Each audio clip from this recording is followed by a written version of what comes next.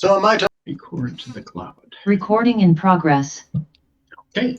That way there'll be one up on the Zoom link, and there'll also be one that you'll have. So between the two of them, you should have everything we need.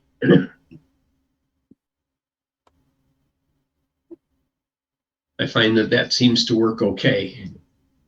So we'll wait a couple more minutes and see if some other people show up here, and hopefully. It's just a case we're using the Zoom as a backup in case something goes wrong with mine. Odds are Okay. both being bad is small. Yeah, I do know that the Zoom does do a significant amount of compression on the outside of the video that results. So I think last month's video was, was it 500 or 600 meg, I think? Yeah.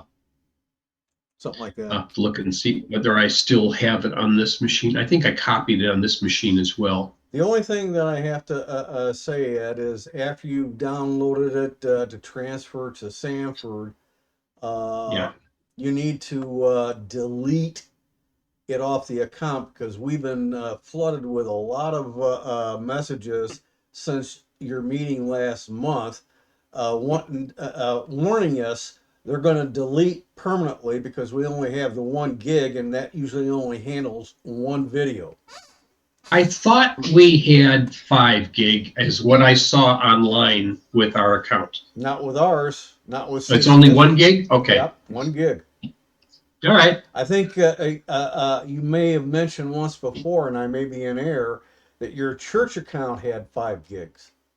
It may be, but I'm pretty sure that when I'd looked before on the Zoom account, when I logged in before, I thought, how much does it say we have? But I can re-verify that quickly enough.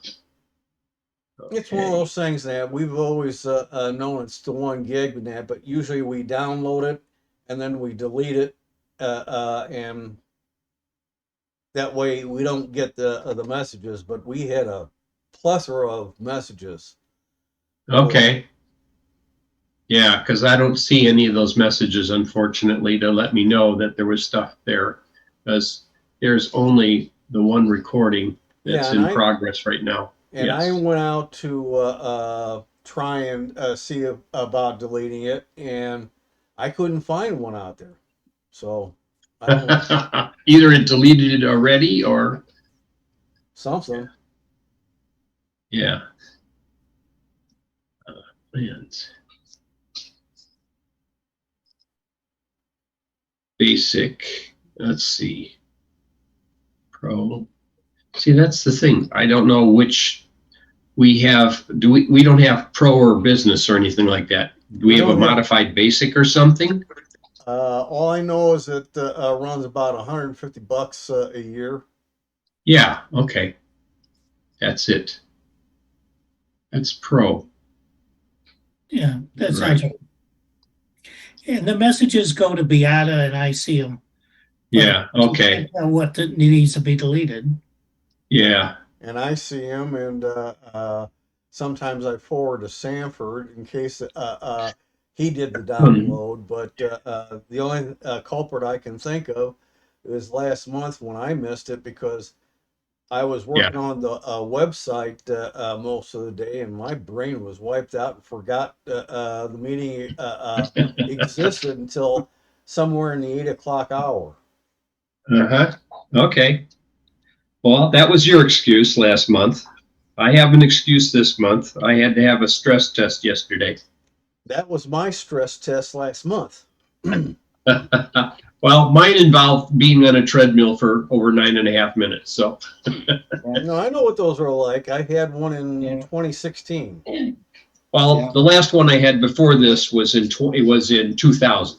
Okay, well, so it's been a while since I've had. Well, mine was in 2116 after I had what should have been a fatal heart attack because nobody, if I hadn't been in the hospital for retina eye surgery as an outpatient, nobody would have gotten to me in time to save my life. Well, I had an echocardiogram, and they told me that, you have you have an infarction here, okay? And so you must have had a heart attack at some point in time in the past. Yes, I did. I couldn't point to a time when I may have had it, but you know, the only time I've had chest pains was when the one doctor diagnosed it as costochondritis, Well, inflammation of the chest muscle. they said when I had my major heart attack that I had a previous one, and it must have been a silent one, like during the night or something like that. Yeah. Well, like I said, they found something on the echocardiogram, which is why the cardiologist, which I didn't have one before, this suggested, I think we're going to schedule you for a stress test. So, okay, good. All right, is my microphone still working here? Yeah.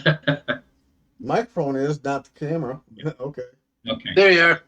Yeah. All right. Well, it just switched on me, and it just said it switched. I wasn't sure if my camera was plugged in all the way. Oh, we lost you.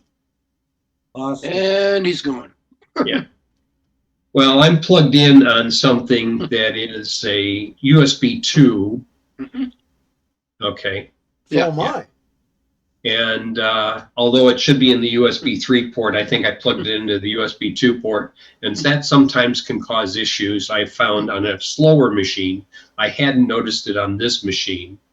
But the same USB connection next to it, which is powering the cooling fan underneath it, causes the two to not quite be square to the machine when they plug in. You know, I wish they'd designed these things with a little bit more room between the USB plugs.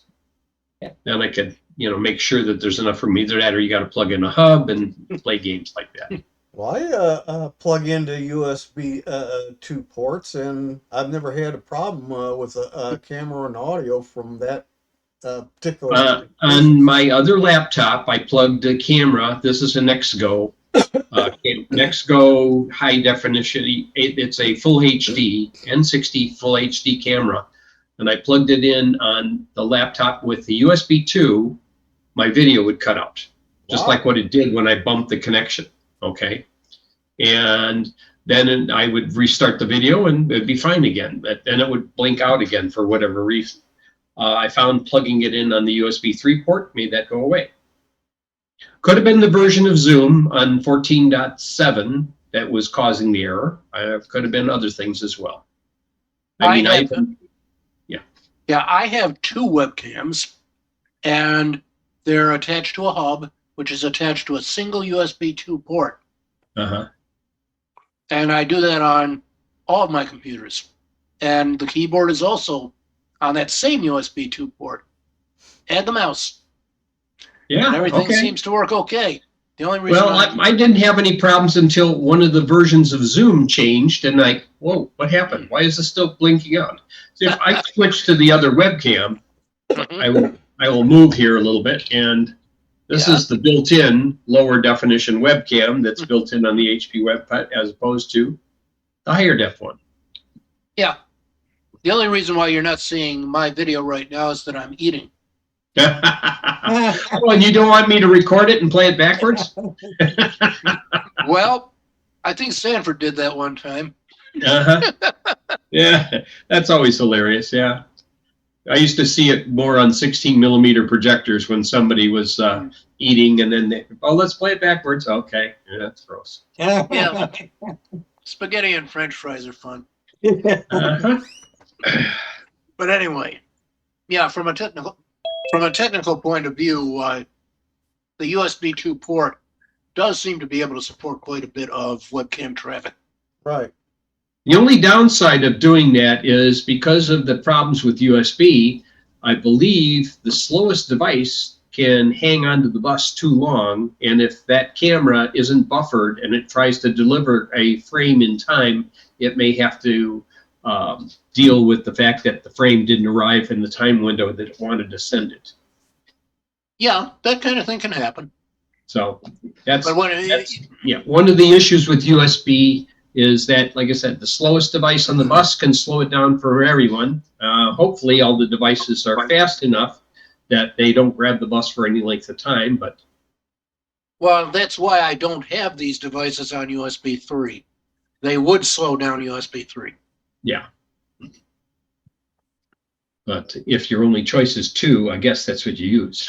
Well, there's a lot of people who may only have 3, or they have the split of 2 and 3, and they'll plug Mhm. their mice, wired mice, and keyboards into the USB 3, and wonder why they have some problems sometimes. Yeah, that doesn't just Right. affect that port, it affects the whole bus. Right. Yeah. And Right. then they wonder why their drives are so slow. And that's why they need to plug those wired devices into the USB 2 ports if they've got them. Right.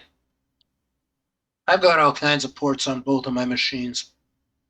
Well, I've And got if I don't, I've got enough old equipment that they all have at least USB 2, and only maybe half of them have USB 3, or at least 1 or 2 ports of USB 3. so I recently was looking over the manual, which I found online for my new PowerSpec PC, Mm-hmm. and I finally figured out what the rear AV ports do. And so now I have things set up properly with the headset plugged into the rear line in, line out. And And that what's the difference between the rear port and the front port? fan noise. Yeah, Ooh. not only that, In the but front, it's really noisy. a lot of the front ports are slower than the rear ports. The rear ports are right on the motherboard and are part of the main bus, whereas the ones going up the front usually are through a cable, and anything goes. If there's any kind of electronic noise interference, Yeah. it affects the front ports on any computer that is a desktop or even a mini desktop. But if Now- you look at the functional diagram of those, of some of those motherboards, like Gigabyte, you'll find out that the front connector is going to the same USB controller as the rear port is. Yes, it The is. only difference is you might have more induced noise because it's a flat ribbon cable that goes to the front if it's going right next to some of the other equipment. But most of the time they run that cable away from some of the other noise sources. Not always, but I mean, I understand where you're coming from. It's just a case where most of my front ports and that the cables, whether they're flat or the round type, go by the hard drives and other electronics enough that on some machines I do pick up the noise, which slows everything down, and as soon as Yeah. you switch to the back ports, it all disappears. Yeah, Well- I haven't done my other desktop that I have. It's a 3770 i7 with 16 gig, and I've had no problem with the front USB 3 ports picking up any noise. I've been able to drive disk drives at full speed and whatever. Well, this is a jack which can pick up Yeah. the audio noise. And that does make a difference between a line in, line out versus a combination jack. Right. And so it's the combination jack that was causing problems. And in Windows, the operating system and the drivers handle it pretty well. But in Linux, I was getting into a lot of problems Ooh. because their sound stack isn't as well developed yet as Windows. You're saying it has Programmus Insectus? Well, what I'm thinking is eventually they'll get Pipewire into Linux and they'll get it into more distros. And Pipewire does a better job of handling audio. But it does not do anything. It does not do anything to reduce audio noise. That is strictly going to be Zoom doing it, or it is going to be something physically electronic in the computer. Ooh, okay. Noise suppression is an entirely different area from what the sound source, the sound sink, and everything else is. I would think that they were able to eliminate some impulse noise in the Zoom vocoder, but yeah, I guess they don't. Actually, it does a pretty good job, and you can do further noise suppression. But if you try to do too much, you lose one of your audio channels. Oh, okay. Well, like I said, I haven't investigated. I mean, I've played with vocoders in the past and had to deal with some of the customized ones that Motorola dealt with, VSelf and some of the other high compression vocoders that would be able to compress stuff down to 2.7 kilobits per second instead of doing the typical 64 kilobits per second, 80 PCM. But that was part of the job. Yep. So, open forum questions. Anybody brought questions tonight? Everybody on 22H2? Yes. I am. Yep. I actually upgraded somebody else's machine that was still on 21H1. And it was within the last 30 days that I did it. Well, one thing that I have decided I have to do soon, and I haven't done it quite yet, is I need to do build the bootable media for 22H2. Oh, Just so I have a backup that I don't have to go to something else, because the upgrades I've had on these two machines were both in place over the air, and I haven't had the time to go ahead and download the other pieces yet. well, I haven't had a problem with that. My biggest problem is I have 3 versions of 22H2. I have the Windows 10, and I have 2 Yeah. versions of 11, a standard version and a specialized version. Okay, And so why do you have a specialized version? because Customized? I have like this machine that I'm on right now. It's a old Core 2 quad computer from between 2008 and 2009, and it will not support 11 natively, so you are on an unsupported 11. That's what the specialized version is. So is that the Pentium Q9400 chip? No, this is a true Core 2 quad from the Core 2 Duo. And Okay. its manufacturing time frame is 2008 or 9.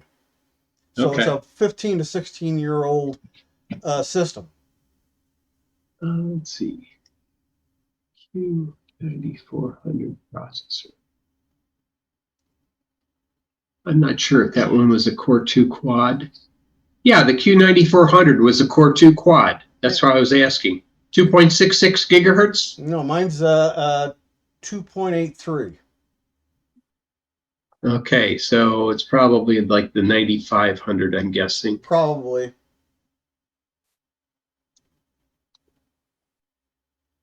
And that is 2.83. It's a Q9500. Yeah, because it sounds like one of the ones I have in an old HP small form factor that I picked up a long time ago. Yeah, and then I had, well, originally it was a Core 2 Duo with 4 gigs, and I changed it to the Q9500 and 8 gigs, and now it's got 16 gigs in it because I kept running into problems with memory. But I also have right next to it a Windows 10 system. I could do unsupported 11 on it also, but it's using a Phonom 2 processor from around 2007, 2008. Nothing like keeping the really old stuff going there, Tim. Oh, hey, I've got stuff even older than that, and I can run 10 fine. Now, I do have some, you got to go back to at least 7 or XP to get anything to really run, or you got to use versions of Linux. Yeah, I mean, that's what probably I'll have to do when 10 is no longer supported, if I'm still on these older machines that I've been accustomed to using. Well, They're fast enough, they're big enough, they have enough resources. I can't see just upgrading to a lesser machine just so I can run Windows 11, because that's what I'd have to do for the same price yeah, no, point that I'm at. that's what I'm getting at. And as a tech, I love the challenge of what can I do to a machine to upgrade it so that I can keep running the thing in production for as long as I can. So I've got machines 15 to 20 years old, still running. Yeah. And I've Let's got see. all different things from Atom processors on up to I'd say ninth gen Intel processor. I've got Mhm. one running Ryzen second generation. I've got a second one that if I ever get the time, I'm gonna see if I can get it up and running. It would be second gen, or I could change the processor to I know at least a third gen. Right. I mean, one of the ones that I have to support is a Ryzen 5, but it only has 8 gig of memory and it's running 11 on it. Yeah, It seems to be okay, but there was a couple of issues with some of the downloads that I wanted to upgrade something on it and it kept failing. Finally, I updated it from the HP website instead of what Windows kept on wanting to upgrade because it wants to update drivers. right. And then that problem went away because whatever was on the HP site was what it expected. It's Yeah, and one of the 360 on Envies. yeah, well, So, see, I've got three laptops. They're all i5s. They're from 2014 or 15. They have touchscreen and a touchpad and they're all Asus. And Microsoft, in its wisdom, keeps wanting to upgrade my driver from a 2015 to a 2017. It changes registry entries to boot, so you have to do an absolute uninstall. And fortunately, I have the 2015 driver to reinstall. But uh, what aggravation! does that driver support protected mode, or do you have to not run without the protection? I have to run without protection. Okay, because so you could be vulnerable in the next upgrade of Windows 11. Yeah, well, I'm not worried about that. It would be unsupported machines anyhow because Yeah. the processors are fourth or fifth gen. But from what I've seen between 11 and 10, I haven't seen enough improvements in 11 that would make me want to move anything to 11 at this time. I There's just a don't. few. I just don't see the benefits in what are the little minuscule things they've been doing. Well, I've seen a few things, not big improvements, but it does run a little bit faster, but not that much faster. So they did some tuning and tweaking. There are applications like if you want to still use WordPad, which I use because of the website.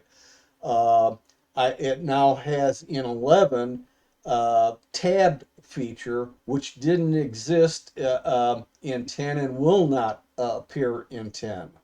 Uh-huh. The funny part is Notepad, which would also be a tool to use with a website, because you can't use regular word processors that puts in special characters, Mm-hmm. is still untabbed, and you got more emulations of Notepad out there that have had tabs for well over a decade. And why we don't have it in Notepad beats the heck out of me. I just find it. I never use Notepad. I use Notepad exclusively for any of that kind of stuff, Right. and that gives me everything I need. That's right. Unlimited file size, all kinds of But stuff. the thing It'll even is- let me view the Windows update. I can open a Windows a file that's open for writing while it's writing to it, and it will share that open file. Something that Notepad says I can't get exclusive use to it, so it throws up. That's right. And the funny thing is, how old is Notepad plus? At least Oh, it's been around forever. I know what you're saying, but it's over 10 years. And yeah. Microsoft could have done something very similar when Notepad plus came out, and they sat on their hands and did nothing. Yeah. I mean, the biggest thing that I like in Notepad++ is one of the add-ins that I'm always cognizant about upgrading when it wants to send me a new update. Because sometimes it goes away and then I have to wait until it's caught up and fixed, is the hex editor. Because it'll allow you to view something in hex and actually make changes to it and write it back. Ooh, So you literally could patch an executable. wow. I never played with Hex much because it was such a laborious pain in the butt. Well, I needed to look at images that were about a little less than 2 megabytes in size, images from a embedded device that I had to do, I was supporting at the time. And if I needed to look at some of the memory spaces, I would just dump the whole thing out as a bin file, and then I could go in and examine those pieces as needed, and say, oh, okay. Because one of the things that was in there was a table of bits that showed how many charge discharge cycles of the battery had been accomplished. And when it had achieved 802 discharge cycles, the battery was considered to be half gone.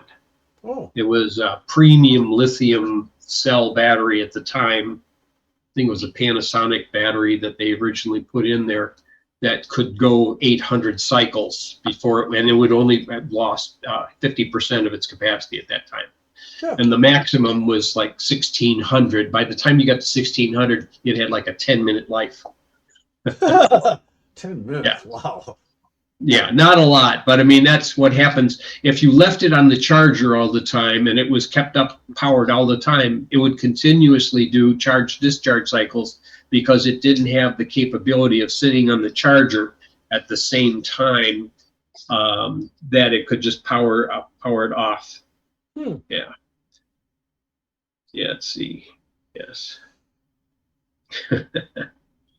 Okay, making sure it's not somebody trying to get in here. Any other open forum questions? Where's Sid? I didn't see him. I did send him an email that said, here's the meeting, but I don't know if it didn't go out for some reason or if he had other plans. It's very possible that something else came up. Sure. But it's so Yeah. unusual for him to miss one. That's why I'm asking. Yeah, I didn't see anybody else complaining like they didn't receive anything. Just checking to make sure real quick. Well, I'm looking and I don't see any messages. And Bert is able to see Beata's email.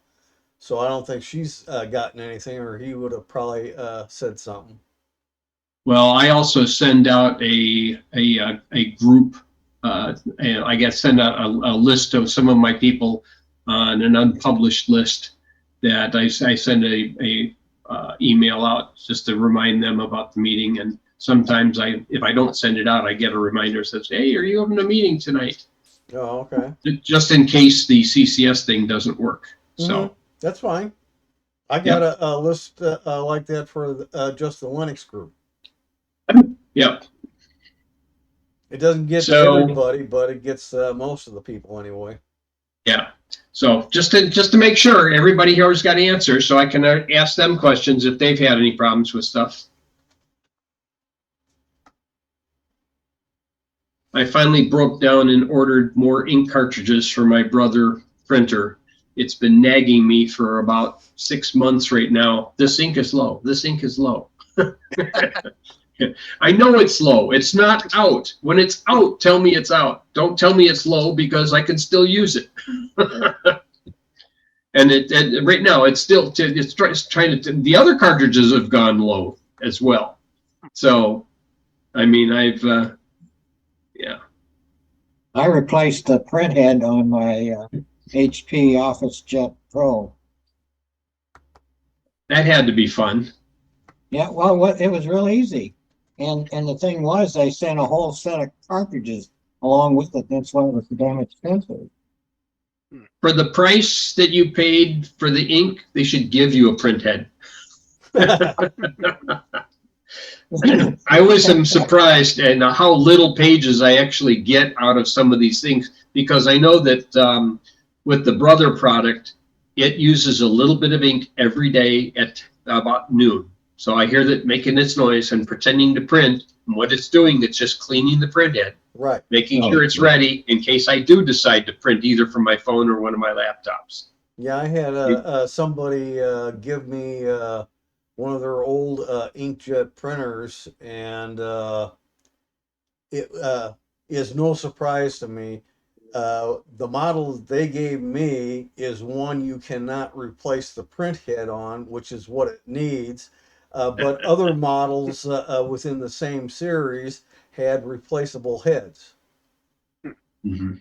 Yeah, Yeah. this is real easy. You just reached in, you opened the front when it moved over, and you just reached in and there's a little, you're pushing it just came right out. Of course, there's this little caveat in the instructions when you do this. Do not touch the printed circuit board.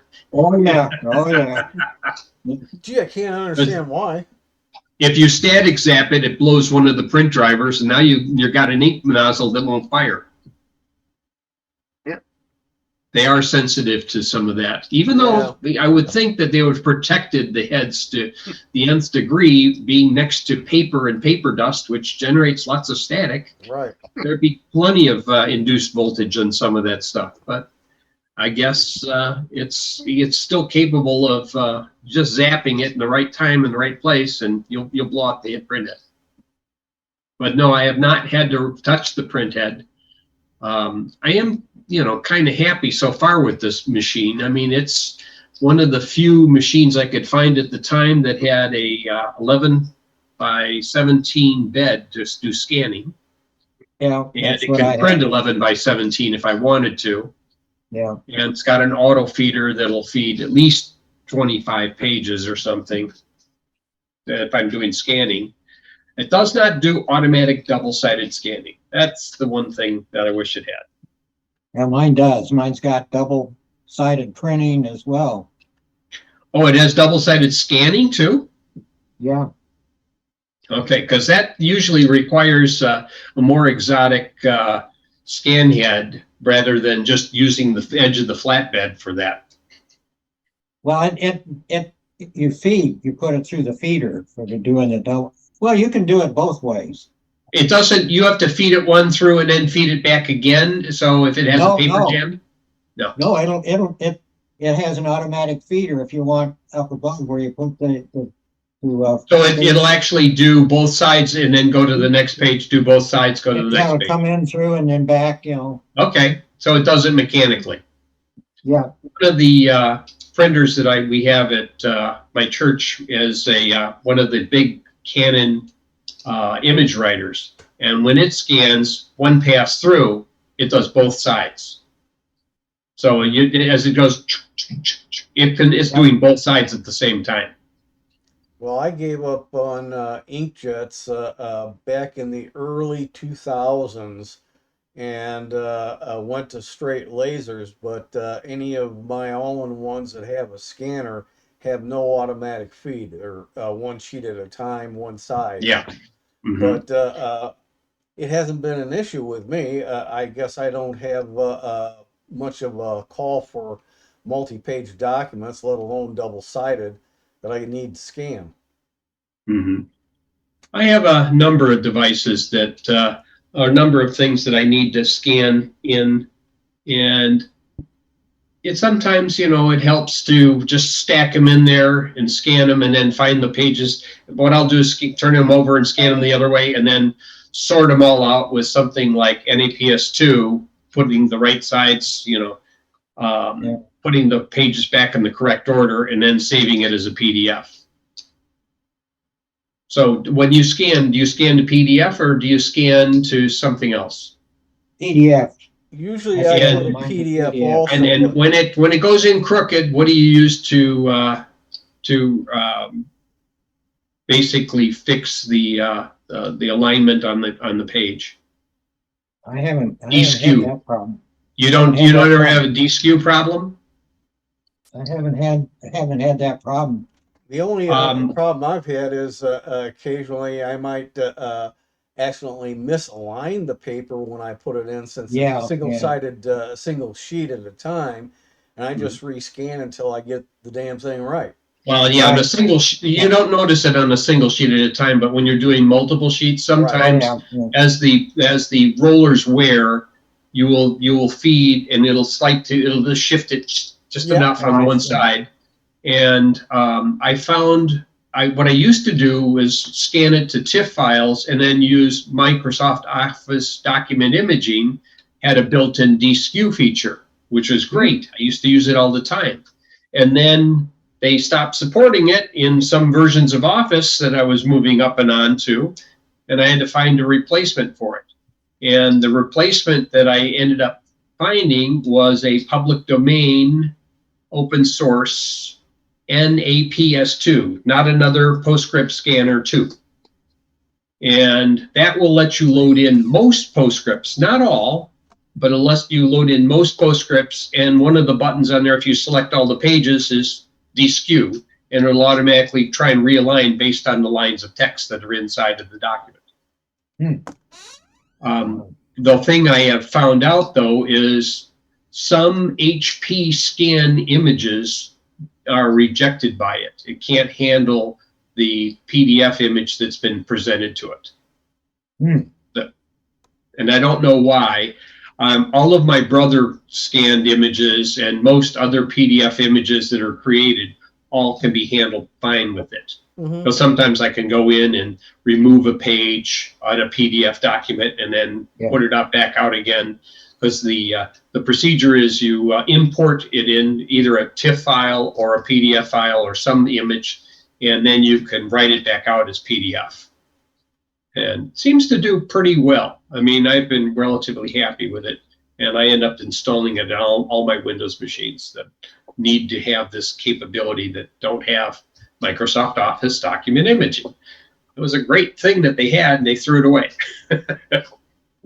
I even went so far as to taking the Windows 7 version and migrating it to the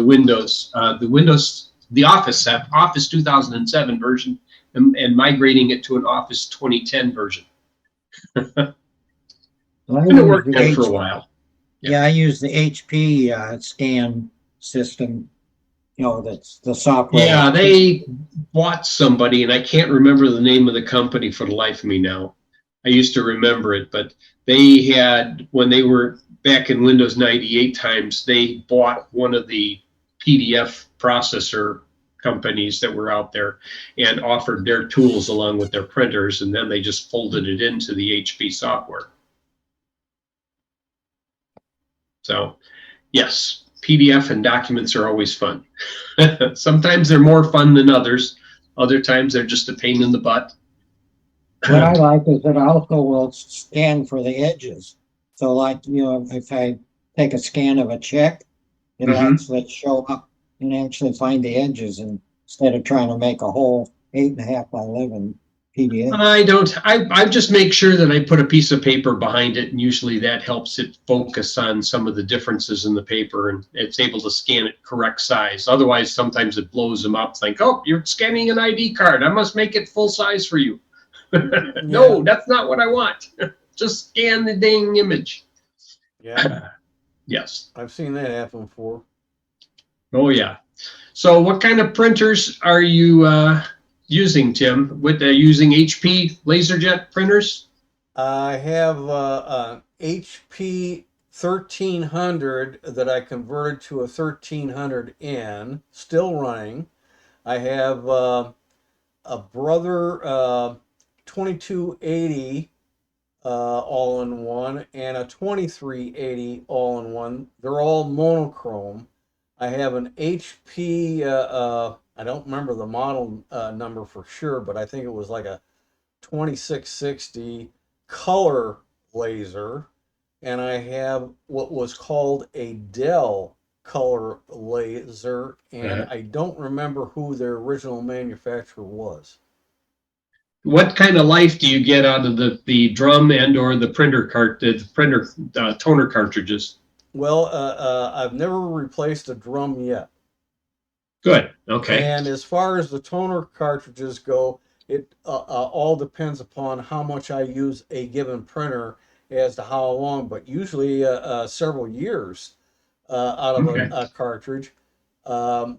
Last year I had to replace the 2380 finally, that originally came with the machine, which is only half full when they come with the machine. And the 2280, I'm on my second or third one. I've gone through about 4 or 5 cartridges on the 1300. I'm still on the originals on both color printers.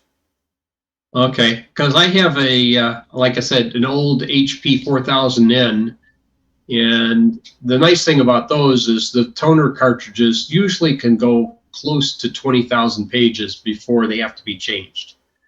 And I've probably put on about 40,000 pages on this machine, so it's over 100,000 copies it's done. But when I first had this one, I'm not sure, I probably mentioned this before, I picked it up because somebody said, oh, it's not working, it's not under a service contract, so we're getting rid of it. And I said, mind if I take a look at it, and I'll use it in my office if I can make it work. And said, it's yours, whatever you want to do with it. So I took it apart, and I took a piece of paper that was wrapped around the main drum that resembled Tyvek. Okay, and I knew it couldn't be Tyvek, but by the time the heat and the drum and everything had worked on it, it felt like Tyvek. So I cut it out of there and got it working, and it was feeding fine from the manual feed tray. It had an issue with the grabbing too many pieces of paper on the stock paper tray, and I had stopped at a laser solutions company in Elk Grove Village, and I had asked them the question, okay, if I have a problem with paper feed on a LaserJet 4000, what do I need? And he says, oh, you need a couple of these wheels at $11 a piece, and replace them. And I said, do you need any tools? Nope, it's toolless, just click, click, click, click, you're done. So I put in those, and it was working, and I said, well, it says it's had 93,000 copies on it. Is that a lot for this unit? Am I going to have to replace anything soon? And he said, those are rated at 60,000 copies a month. So I said, okay. I mean, the downside is it's only got a 10 megabit per second Ethernet input because it's 23 years old, 25 years old almost, actually.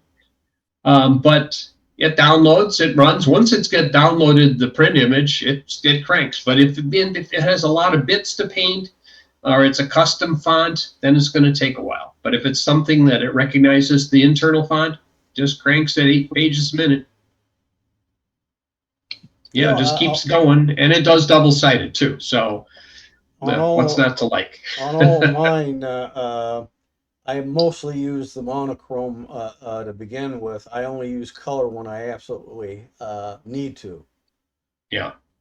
And right now, now that HP that I have in color, that one there, it started having problems with print quality, and I was taken back a bit that the way it was designed, a lot of the color toner falls down on the mirror at the bottom of the printer, so you have to take the whole thing apart to clean the mirror, and then it starts printing fine again.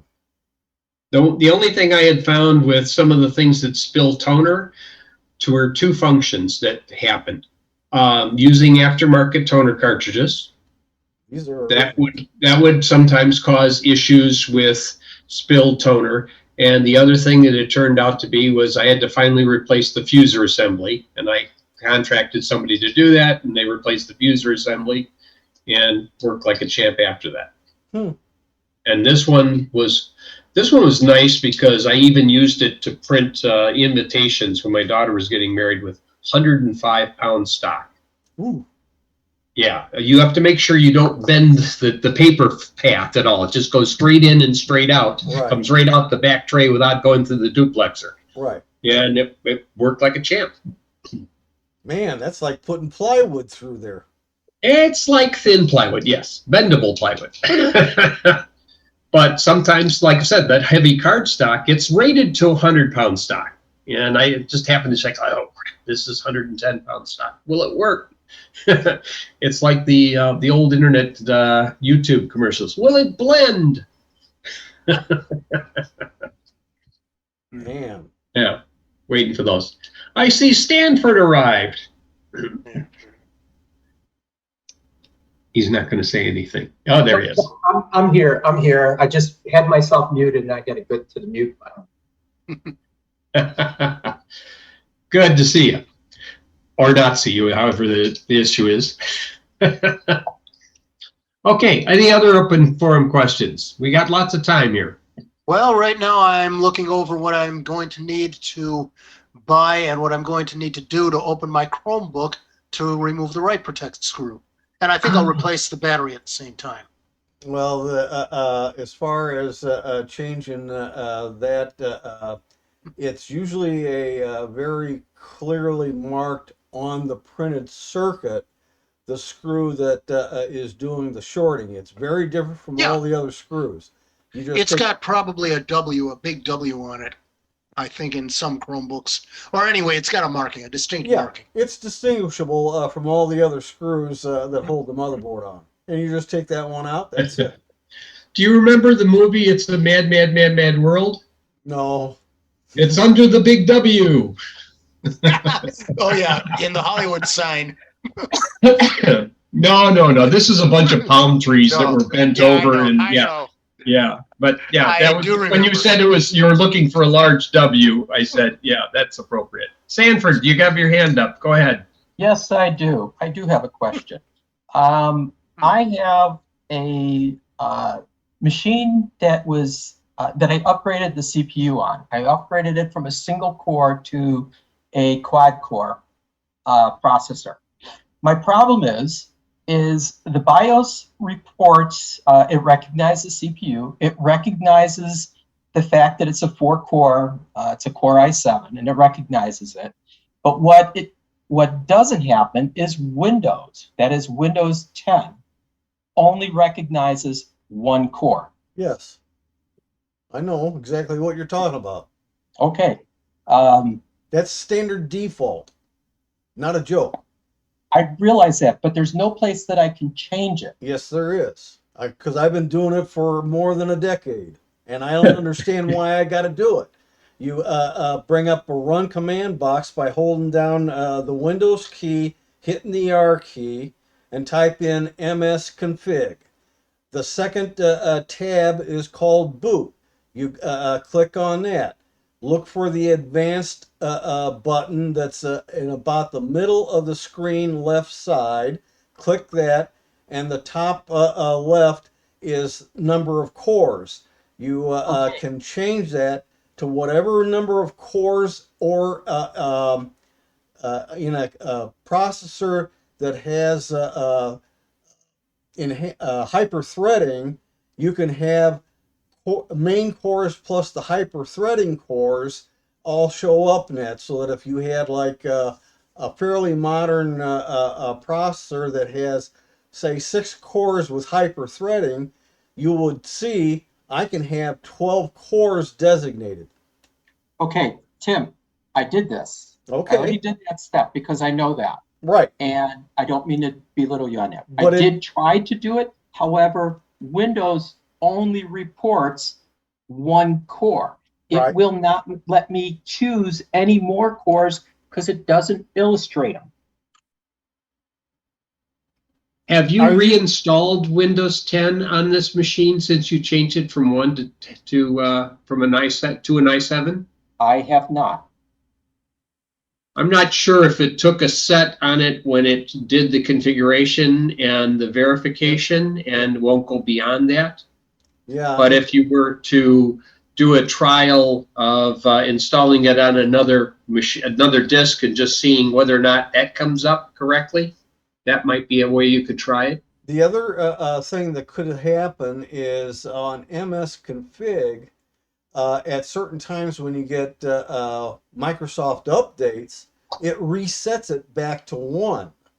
And the only way around that is in the msconfig, after you've changed the number of cores for boot up process, before you do anything else, in the lower right area is a checkbox. You put a check mark in that box, hit apply, it'll bring up a message. You say yes to it. I don't remember the text of the message, but basically speaking, it remembers your msconfig settings, no matter what the updates try and do to set it back.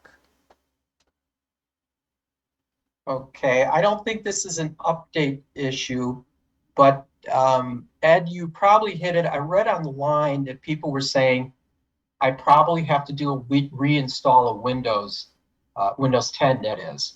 Just If probably, I go and do a reinstall of Windows, what will that do to the system configuration settings, programs, blah, blah, blah? It could blow it all away. Yes, it could. yes. And the other possibility that you should try first is doing in place of the running system with a bootable version of Windows 10, and the in place will save your files and programs and will only change the Windows itself settings in some instances, but not all. If that works out the problem, then you don't have to do a clean install. Okay.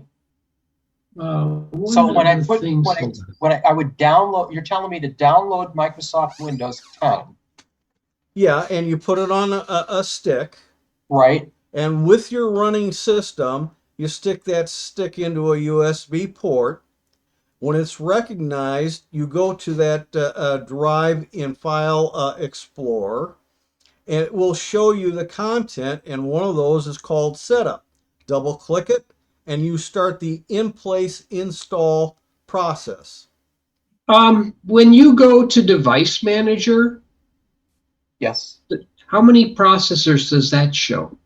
I'll have to go and boot up the machine, but I will say Windows, when you do a Windows properties, it shows the processor that it's a Core i7, Yeah. but it only shows one core. Yeah, well, let's see. The thing is, and you go into Device Manager down to processors, and it should show you one for each core and one for each hyperthread core. So if you should have at least 8 cores, 8 i7s there under the processor list. And I'm not sure if you can do a rescan to see if it'll find the other devices or not. I believe I'll go down there and reboot that machine. But I believe when I did that, it did list like 8 cores. Okay. Or 8 processors. All right. Then it should be able to acknowledge them, but something has limited the number of cores in use. Most likely a setting in the registry. Yeah. What one specifically, I can't even begin to imagine, but it would probably be under the machine key in the registry editor. Okay. And it would be under the Microsoft folder, I'm sure, but there's tons of stuff in subkeys. Good luck on finding that one that says I've only got one and not more. All right, it'll be a bit. I'll circle back to this after I get this machine booted. Yeah, we got nothing else to do. Well, it's a core. It's coming up as one core, so it's going to take it a while. 2, 3. Yeah, most of the stuff I'd found, it all points to msconfig, but I thought there was some other ways to limit it in. Sometimes you can check the process that you're trying to run and see whether or not it's got processor affinity set. And if it's only got processor affinity set for the first core, if you check it on the other core, see whether or not it would run on the other cores. You're telling me something I'm not familiar with. So if I use Process Explorer instead of the standard task manager, and Process Explorer can show you the affinity on a particular task. Okay. And what I can do here is I can run it and I can show you some of the things that are there. I'll just have to do a share in a moment here. Right here, good. And then you can like pick a process, you know, like this one right here. And then you can view, let's see, where's the processor affinity? It's been a while since here, set affinity. So you can see the ones that are checked and how many it reserves in Process Explorer. It's prepared for a lot more than I have. But you can see it's allowed to run on all of those processes. If you ever have a mutant process that you don't want it to monopolize your whole machine, you can only run on core 0, and then it will only run on core 0. But that's one thing you can do. And that's Process Explorer. Yeah, Process Explorer is the system internals one that Microsoft has pushed for many years. Right. Sysinternals.com. Yeah. Okay. I prefer it over Task Manager in many cases. I haven't replaced Task Manager. It still lives on those machines, but whenever I have something that doesn't look right, or I want to see if there's something that is running that I can't track the manufacturer or the vendor, I will use Process Explorer to snoop on that process and see where it may have come from. Who All right, started so- it? Yeah. Sorry. I'm hunting around, and one of the things I did was I went to Device Manager. It's reporting 8 cores. Then I went to MS Config, Boot, Advanced Options, and looked at the number of processors. It shows me a cap of 2. Oh, that's more than my machine. My machine is still set to 1. Okay. And it boots up and uses all cores after it's booted anyway. So, Okay. Well- Now, if I go to, bear with me, what's the other one I gotta do? Oh, the Task Manager. I go to I'm not- Task Manager and go to Performance. CPU is only showing me 1 core with 2 logical processors. Wow, I've got Yeah. 6 cores and 12 and 1 socket. Okay. I- Yeah, mine shows 1 socket, 1 core, 2 processors. Yeah, I've got a machine here that other than the one I'm on with the group, it's a 4th gen i5. It says in performance under Task Manager, I've got 2 cores, 4 logical. In Device Manager under processor, I show 4 processes. yeah. Well, it's right. It's an i5. It's got 4. Yeah, it's 2 cores with 2 hyperthreads. That's 4. Right.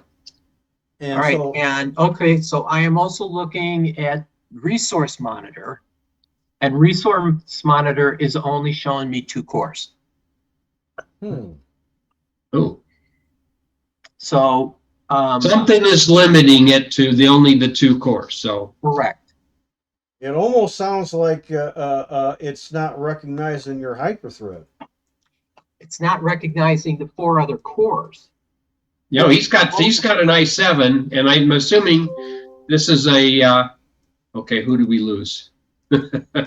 Someone. Yeah, assuming it's like a 4-core and 4 hyperthread. If it's a reasonably sized i7. Yeah, it's an i7 2600, Ooh, wait a which moment. is an old machine. It's an old CPU, but the CPU is 4 cores with 8 threads, or 2 threads on each. What is it? Yeah, 8 threads.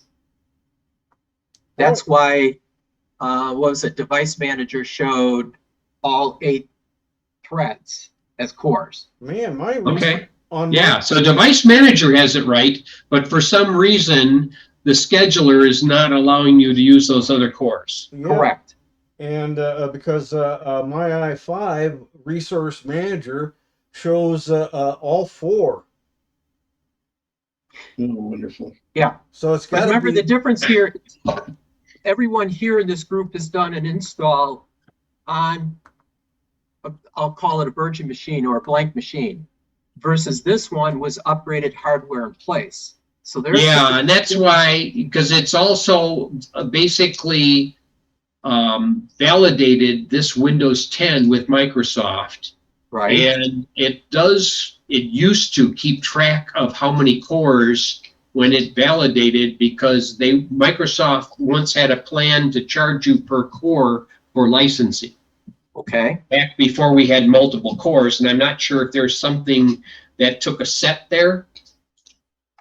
If it's showing 2, that almost sounds like a Pentium 4 with hyper-threading, and when it was originally set up, and it's remembering it, and I would say rather than it being Microsoft on its servers, I'm thinking it's a registry entry.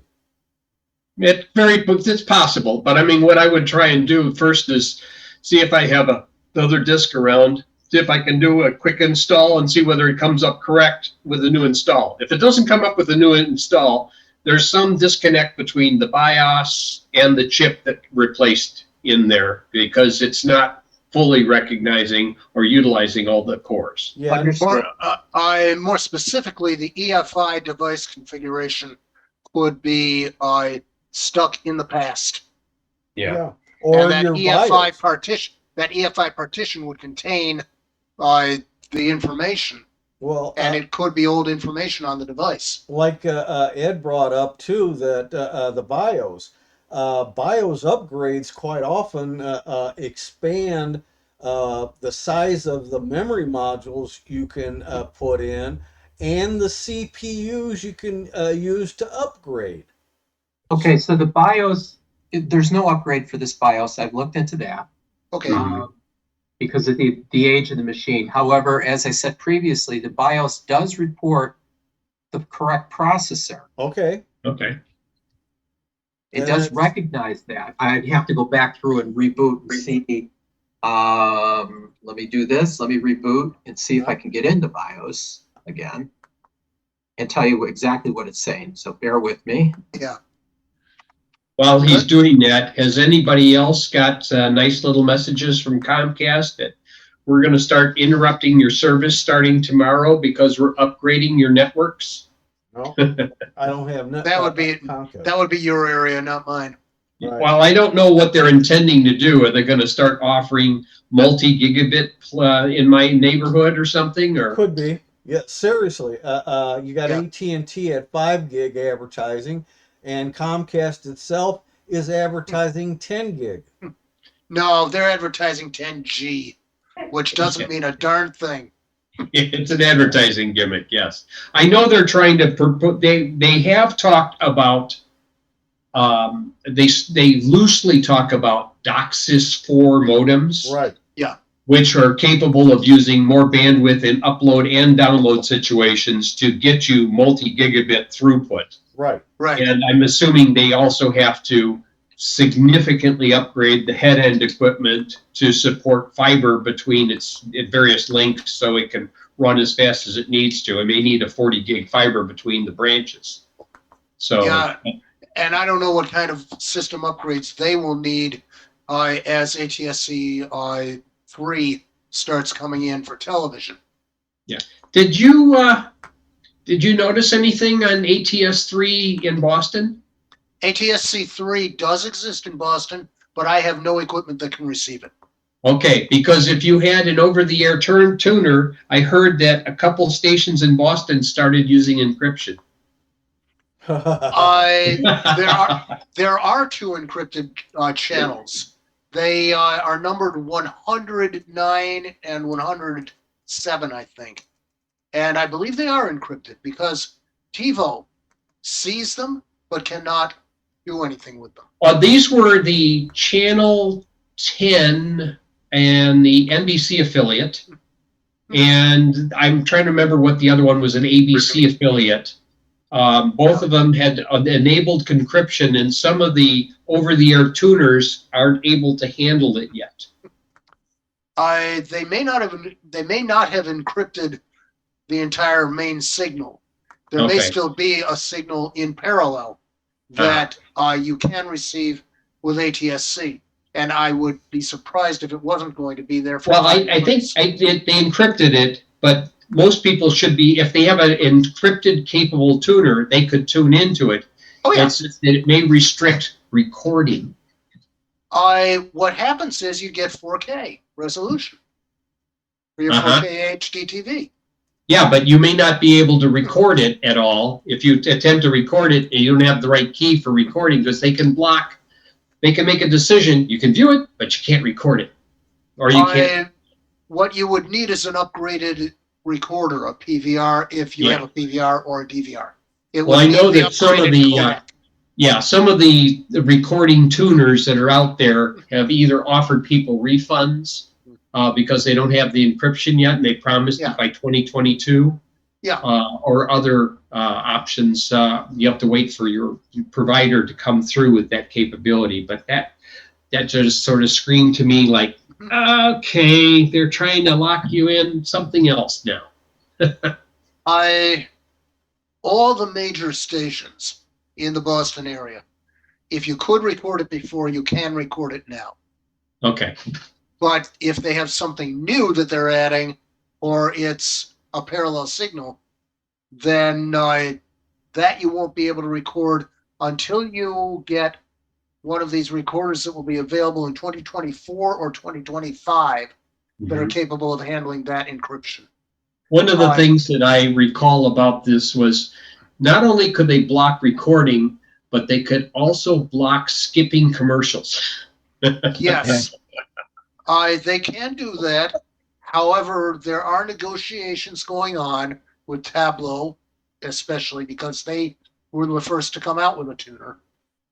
And, okay, Sanford's got a BIOS report CPU ID 206A7. Everybody search for 206A7. Which is I5 or I7. Correct. Well- That's according to the web.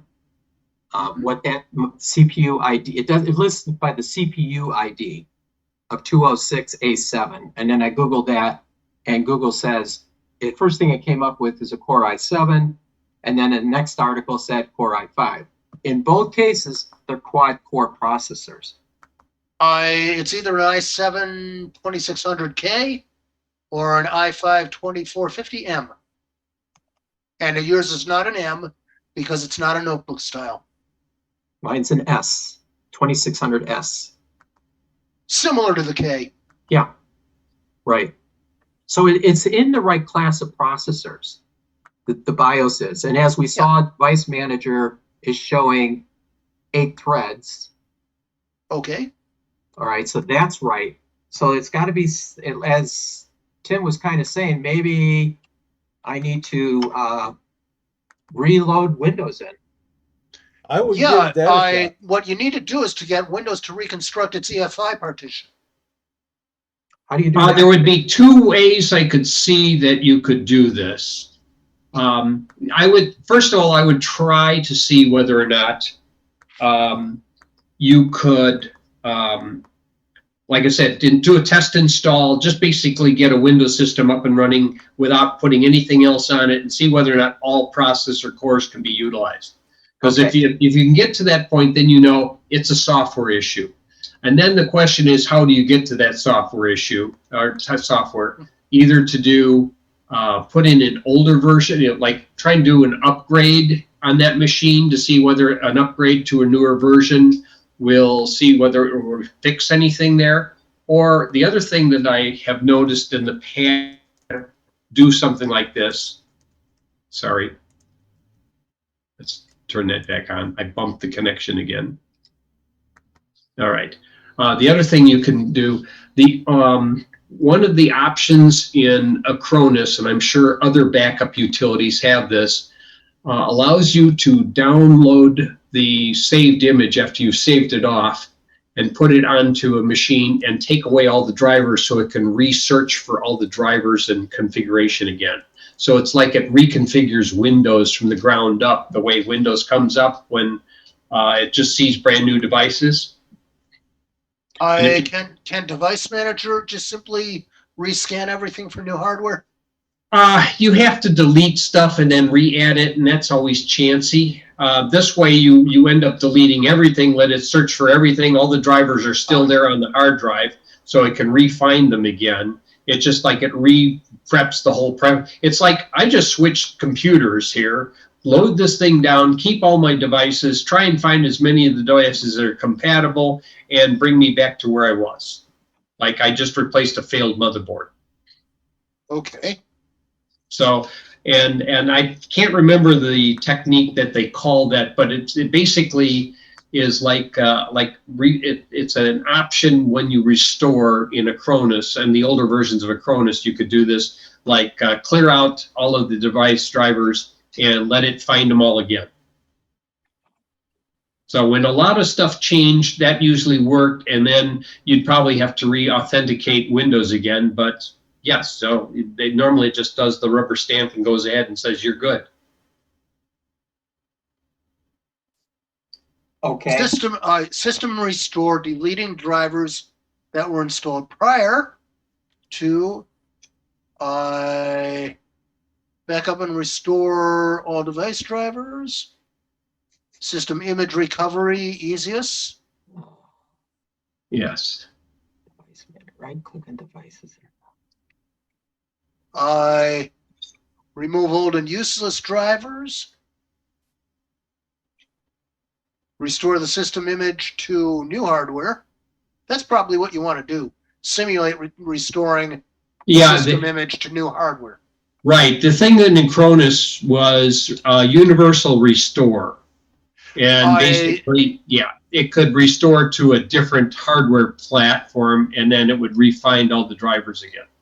Yeah, tell it you're restoring to new hardware or restoring to bare metal. Yeah.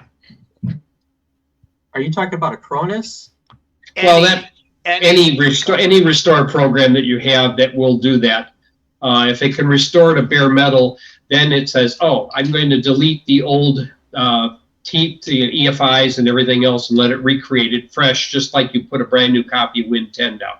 That's if you do the test Win 10 and you find it's only software and it's not hardware. Yeah, I think in all likelihood that would work for you because it does just what I was saying. It completely reconstructs the EFI partition. Right. And that's something that normally does not happen any other way. Okay. Unless you do a clean install. And EFI was an extensible firmware or something? Yeah. Yeah. But there's an EFI that's in your hardware in the BIOS. Uh-huh. And there's because it's an EFI BIOS, that's what it means. Yeah. And there's also EFI in your operating system. And in Linux, it's a separate folder or partition. So it's update the EFI? Yeah, what it's basically going to do is update your, is just knock out your current EFI and rebuild it. Yeah. And that's that's basically the EFI as in EFI boot, where all the devices are described to the BIOS. So I'm using Bing, and Bing is using Bard to answer the question. Bard? Bard. Bard is That's really weird. Bard is, Bing and Bard, and Chat AI is sitting on the sidelines laughing. Yeah. yeah, Bard is Google. right. Yeah. Bard is Alphabet Google. And yeah, basically what we're all saying is, if you have a program like Macrium Reflect, the full version, or Easiest to Do, or Acronis True Image, and you have a full system backup, you can just pretend you're restoring that to bare metal. Okay.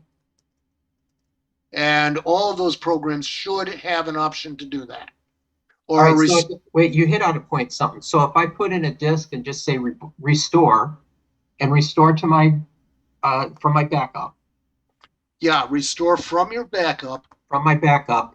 To then restore to bare metal should be an option. Okay. It may have different names in different programs, but that's what you're doing. To restore to dissimilar hardware. Right, because it'll be universal restore for Acronis and restore to bare metal and something else. And Yeah. when you're doing the restore, the Windows is going to have to rebuild that partition. Yeah, it will do the complete, Windows will have to rebuild the EFI. Ah, Yeah, and when you boot up the new system, you're going to get, just like when you boot up your first Win 10, please wait while it's trying to find all the drivers, Yeah. and it reloads as much as it can, and the ones it can't find, it'll probably prompt you for.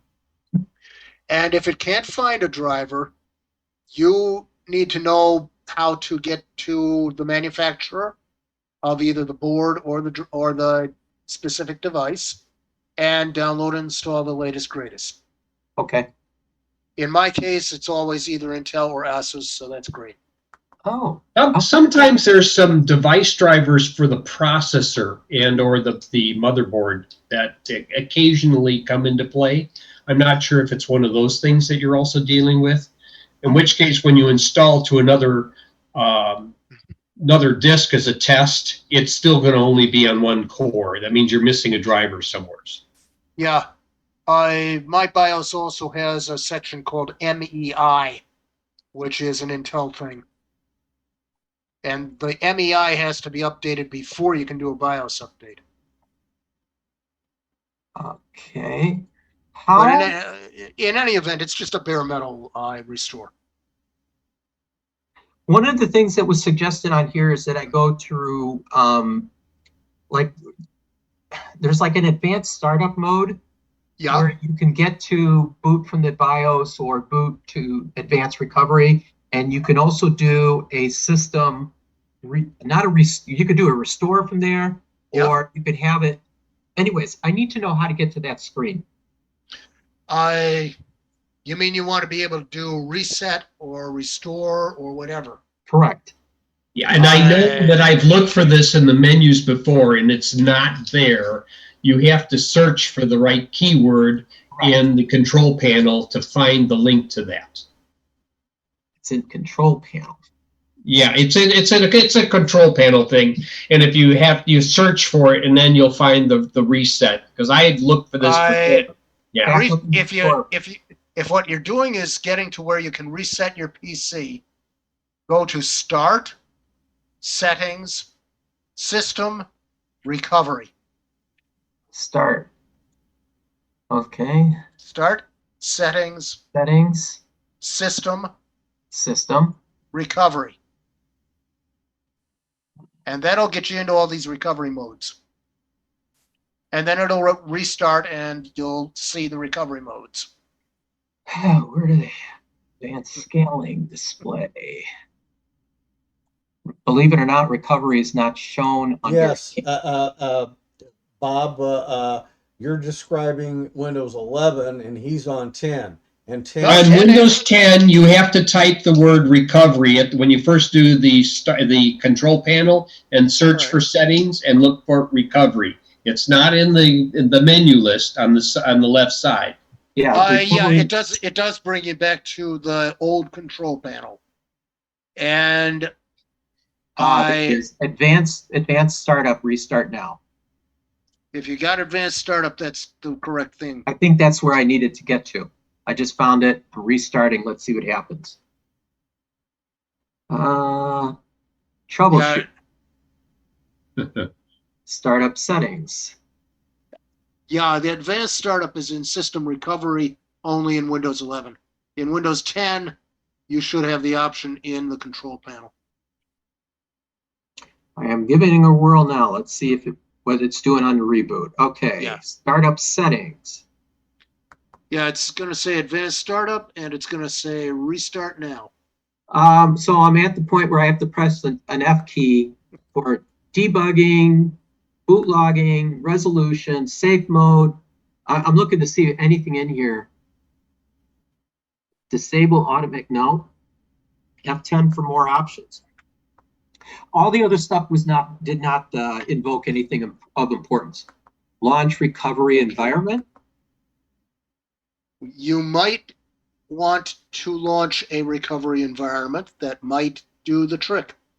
All right, let's see what European. And if it asks you to reset this PC or something, it's probably going to do that. Oh, your PC device needs to be repaired. A required device isn't connected or can't be accessed. Error code. You got it. Hexadecimal That's- number. I think we're getting down to the problem. It knew it had a problem. It just wouldn't tell you. You need to use recovery tools. If you don't have an installation media, okay, so now I got to go, contact your PC administrator. I love that one. Or You your will- network administrator when you're in a home and network environment. Okay, yeah, okay. Yeah, Sanford, what you'll need is your some kind of install media or repair or a recovery or repair USB. All right. Yeah, and then you can ask it to repair the computer and it'll attempt to do it. And if it's unhappy and it doesn't find the right driver, it says, I'm unable to repair your computer. Yeah, that can happen. In administration, right? Yeah, it said, seek help. Yeah, seek help. Yeah, By the way, there is no help, but you can seek it all you want. yeah. Like I say, if you have a backup that is a system image, and if you have a program that can do restore to dissimilar hardware, I would try doing that. Okay. Yeah, that What if you do definitely the is a good SFC? start. Yeah. What about SFC, scan now? No, the SFC is kind of useless, okay? Because it's trying to compare with what you installed with the program list that should be there. And it's not a program that we're dealing with. It's a driver and or configuration issue. So Yeah. that's sort of below SFC's capability. Yeah, if you had system files that had become corrupted, then you could do that. But this is much lower level. Yeah. Well, not This much is lower on level. the machine independent layer between the processor and Windows. Mhm. So we've explored advanced recovery options for this. Okay. What if you just upgraded to Windows 11? Well, he could do the same thing by doing a cold load of Windows 10, very likely, because he's trying to keep the current configuration that's there. And I think the processor chip that he's using is not a supported processor chip for Windows 11. That's correct. There is no TPM in this baby. Right. Yeah, and it's a 2607 or no 2600S.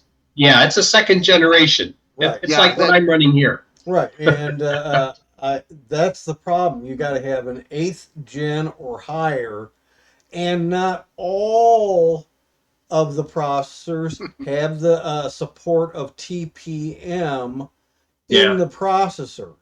Only So it's about actually half- 8th gen now. I thought it originally was 6th, but I no, could it's be wrong. 8th gen. No, And Skylake, there's one single processor in the 7th gen yeah, that is also supported 11. Nothing prior. right. Skylake and earlier, no dice. There's Okay. there's extra features in the instruction set besides the TPM that are missing. Now, if you have a regular desktop unit, you can overcome the TPM by buying a module that'll run you anywhere between $25 and $50. But you got to get the right one because there's umpteen of them in different pin configurations. Mhm. Once you got it, you plug it in, and now you got the TPM, but you won't have one new instruction set that's in the one 7th gen chip and all the 8th gen chips on up. And that one has to do, I think, if I remember right, with virtualization that's new to those chips that doesn't Right. exist prior. And then because you have TPM, it makes other things more difficult anyway. So Well, actually, I'm running several desktops, no onboard motherboard TPM module. I'm using the TPM that's built right into the CPU chip. But Okay. you got to, if your BIOS doesn't show you that option, then you've got to get an upgrade to the BIOS before you can set that setting, and then you'd be 11 compliant probably. Right. But also, you got to in your BIOS, besides the TPM feature built into some of the chips, you also have to activate all the virtualization capabilities in the BIOS. If you have the TPM active and the virtualization disabled, 11 won't work. You won't even get the option for 11. Turn on the virtual mode, suddenly there's your Windows 11 option.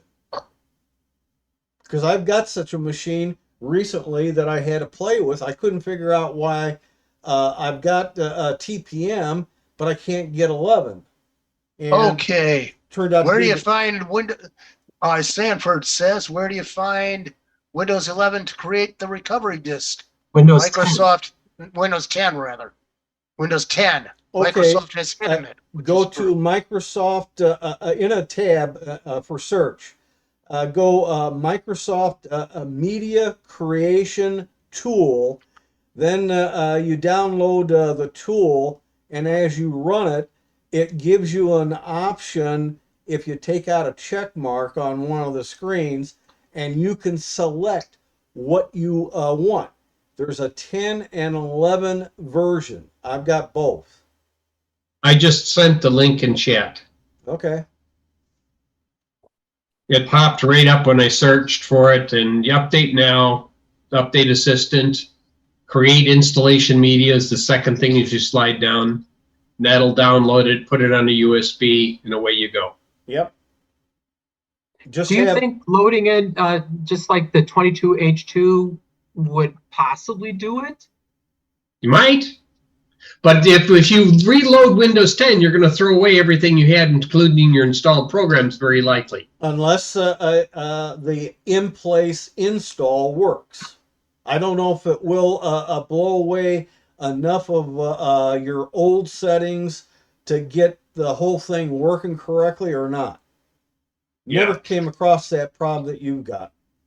That's why we suggested the save of system image and then download to bare metal is probably the one that will give you the most compatibility with whatever else is installed on that machine. Okay. All right. Sounds like I have to work If it is a software and not a hardware issue. That's why if you wanted to try and install it to a disk, just a quick install is minimalistic, and just see whether or not it'll use more than one processor. If that boots up and uses more than one processor, then you know it's a software issue and or an EFI issue where something didn't get updated. Now you can attempt the bare metal restore. You know it's not a hardware issue. If it's still, when a clean install does not come up more than one processor, there's something either lower level BIOS or something else that's keeping you from using it.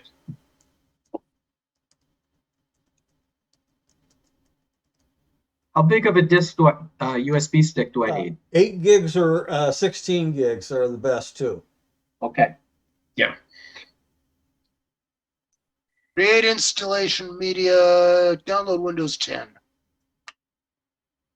New tab.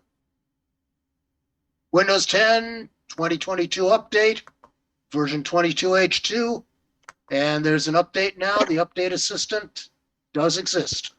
And you can create the installation media. I don't like the upgrade assistant because it's one version good only, and then you got to use a tool to uninstall the upgrade advisor. Right. I've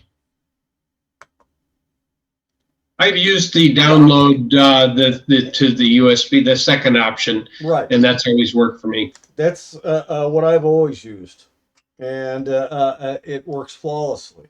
And then you keep that on the side there for in case you need to recover one of your machines that is running that image. Right. That's why I keep older versions around too, just in case. Yep. But also an alternative to that, if you don't have an old enough version to get you out of a problem, You get the Rufus portable software, and only run it on 10 because this option does not work on 11. And it gives you an ability to have a list of old versions of Windows that you can install by just clicking on one of them. It'll pull down the image, the old image, and put it out on your flash drive. Yeah. Haven't played with them, but I've done the other ones, so. Okay. A document has just appeared in chat. Yes, I have put the presentation up there. So anybody who wants to see the presentation, I can go ahead and start sharing that anytime. Go ahead. Yeah, this would be a good time. Yes. Okay, this has been our open forum and project update. Configuring a stubborn access point. I was going to ask again, is there anybody else out there that happened to ever get a Cisco certification? No, I had the option, but I never took it. Yeah, but as I explained earlier, if I had taken the option, I probably wouldn't have stayed with Motorola Solutions as long as I did. I would have been part of Motorola Nortel. So, with many commercial products, you do need a certain level of knowledge and training on the manufacturer's devices in order to successfully configure those devices in a corporate environment. And with Cisco, I just give you the link to the Wikipedia org that shows you the current levels of Cisco certifications. But long time ago in a galaxy far, far away, there were only 3. It was CCNA, CCNP, and CCIE. And then they sort of mutated one into a CCDA for a design associate, but that isn't part of my discussion here. Basically, your entry level back then was CCNA. Now they have an even lower technician level called CCT, and you can go and play with all of this stuff in the Wikipedia article if you really want to study the different kinds of certification. In order to claim the certifications, you needed to take training, pay a fee, and pass a test. I officially have not taken the tests, although I did take the training and have been able to rub elbows with CCIEs and point them where they had been deficient in their instruction and convince them that I was their peer. Understanding Cisco equipment also means there's usually more than one way to configure equipment. Some of the time you can use a web interface to the equipment. Other times you have to go and use the command line interface, which configures the equipment. And that's the real thing that usually configures most of the large machines. Also, whenever you're using Cisco equipment, and you have a choice of different downloads to support this particular piece of equipment, you typically have at least 4 different versions of the software that are available. The oldest and most stable version is the one that will have the least amount of problems. The newest one will have problems, but have most of the new features. And you need to decide what your pain point is as to which one of those 4 software loads you wish to use. So in my scenario, this is an old AP2602, which is currently out of support with Cisco, but we had upgraded it to some of the more recent software vintages. I think it was running iOS 15.6, which for Cisco iOS is stable. I needed to add a new guest mode, SSID, System Set Identifier, to the current one that was there. Both of the SSIDs that were currently configured were non-broadcasting, which means it just said unknown network for most people that were walking into our facility. And they wanted to have something that was more user-friendly. Not a guest per se, but something that they could look at, click on, and then add the password and be able to access the network. My current system also uses tag VLANs or trunks to segregate traffic between the protected SSIDs and non-protected SSIDs. Our protected side also included access to our printers and office equipment on a different subnet. Adding this new SSID with the guest mode, which had broadcasting SSID, required me to set up another VLAN to be set up and implemented in the infrastructure. It would not let me share an existing VLAN. So, first item, I had to connect through a port on the main switch and was able to log into our main core router through the trunk on management VLAN 1. VLAN 1 for almost all Cisco equipment is your management VLAN. You don't ever carry traffic on it, but the configuration of other equipment is done on VLAN 1. I had to assign a new VLAN to the core router, assign a DHCP range to support the VLAN SSID. I had to remember to save the router configuration and the old copy running config to startup config. Whenever a Cisco device is started, the startup configuration is utilized. It loads this from semi-permanent memory or NRAM, non-volatile RAM, or USB stick. It can be multiple places. Once the startup configuration is loaded into RAM, it becomes the running configuration.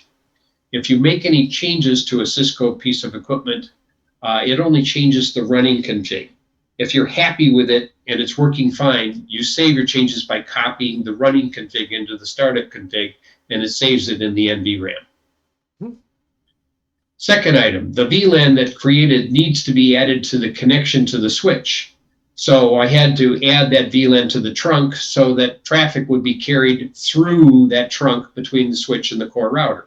Otherwise, it would just be blocked and stay in the core router, and it would never see a request for anybody asking DHCP. So I added that and saved the config on the core router, and now I can do all my changes on the switch side. Switch also needs to have that same new VLAN to both the trunk on the core router and also to the link that goes to the access point, which would use that new VLAN. Didn't need to put this on every single connection to every single access point because I was only adding this one SSID to one singular access point in an interior location in the facility.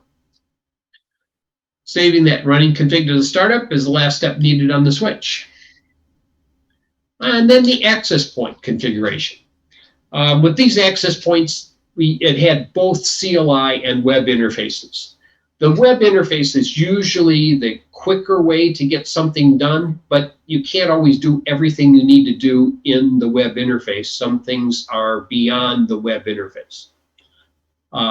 So I had already had this access point up and running, so it was already partially configured, so I didn't have to do a brand new config on it. The access point needed to be configured with the new VLAN, so I had to add it to the known VLANs before I could do anything with it. And then I had to go into the encryption manager and make sure the new SSID was set up, and which radios it would be set up on, and the type of encryption that was going to be used, WPA2. I mean, this could have been anything that I could have set up encryption. I could have used MAC address validation onto a AAA server, or I could do a lot of other things with it at that point. But since I don't have a AAA server, I don't worry about that. So after that was done, then I can go to the SSID management page and use to configure the SSID and the guest access where it would be broadcasting. And that's like the last step you need. So this is the type of screen that you see when you go ahead and do some of this type of stuff. You select your new SSID or you type it in, and it's got to be one of the SIDs you already had. You can check the boxes to say which radio. And then there's this page actually is only the first part of the page. It goes on, so it's at least 2 screens down before you get to the section where it says broadcast. But you also put in the pre-shared key at the bottom, and you do some other things as well. And then you click OK, and then it gives you an error. It says, "I'm sorry, but your SSID is not on that radio." And it was kind of a strange error. It said SSID was not on .11 radio 0, but the 5 gigahertz radio is .11 radio 1. So I knew something in the web page configuration was messed up. But it was working okay on the 2.4 gigahertz. I just didn't get it working on the 5 gigahertz. step forward about a week, I figured out, well, let's compare the config on this with how the other SSIDs that were set up previously were set up. So I pulled the config.txt down, which is the CLI commands needed to configure it. And I just, started looking as if one of these things is not like the others. Okay, why are these different? Oh, and I noticed it was missing a line on the .11 radio where you basically said SSID space SSID name, and that added that SSID to that radio, and it had all the other parameters sitting already in the configuration.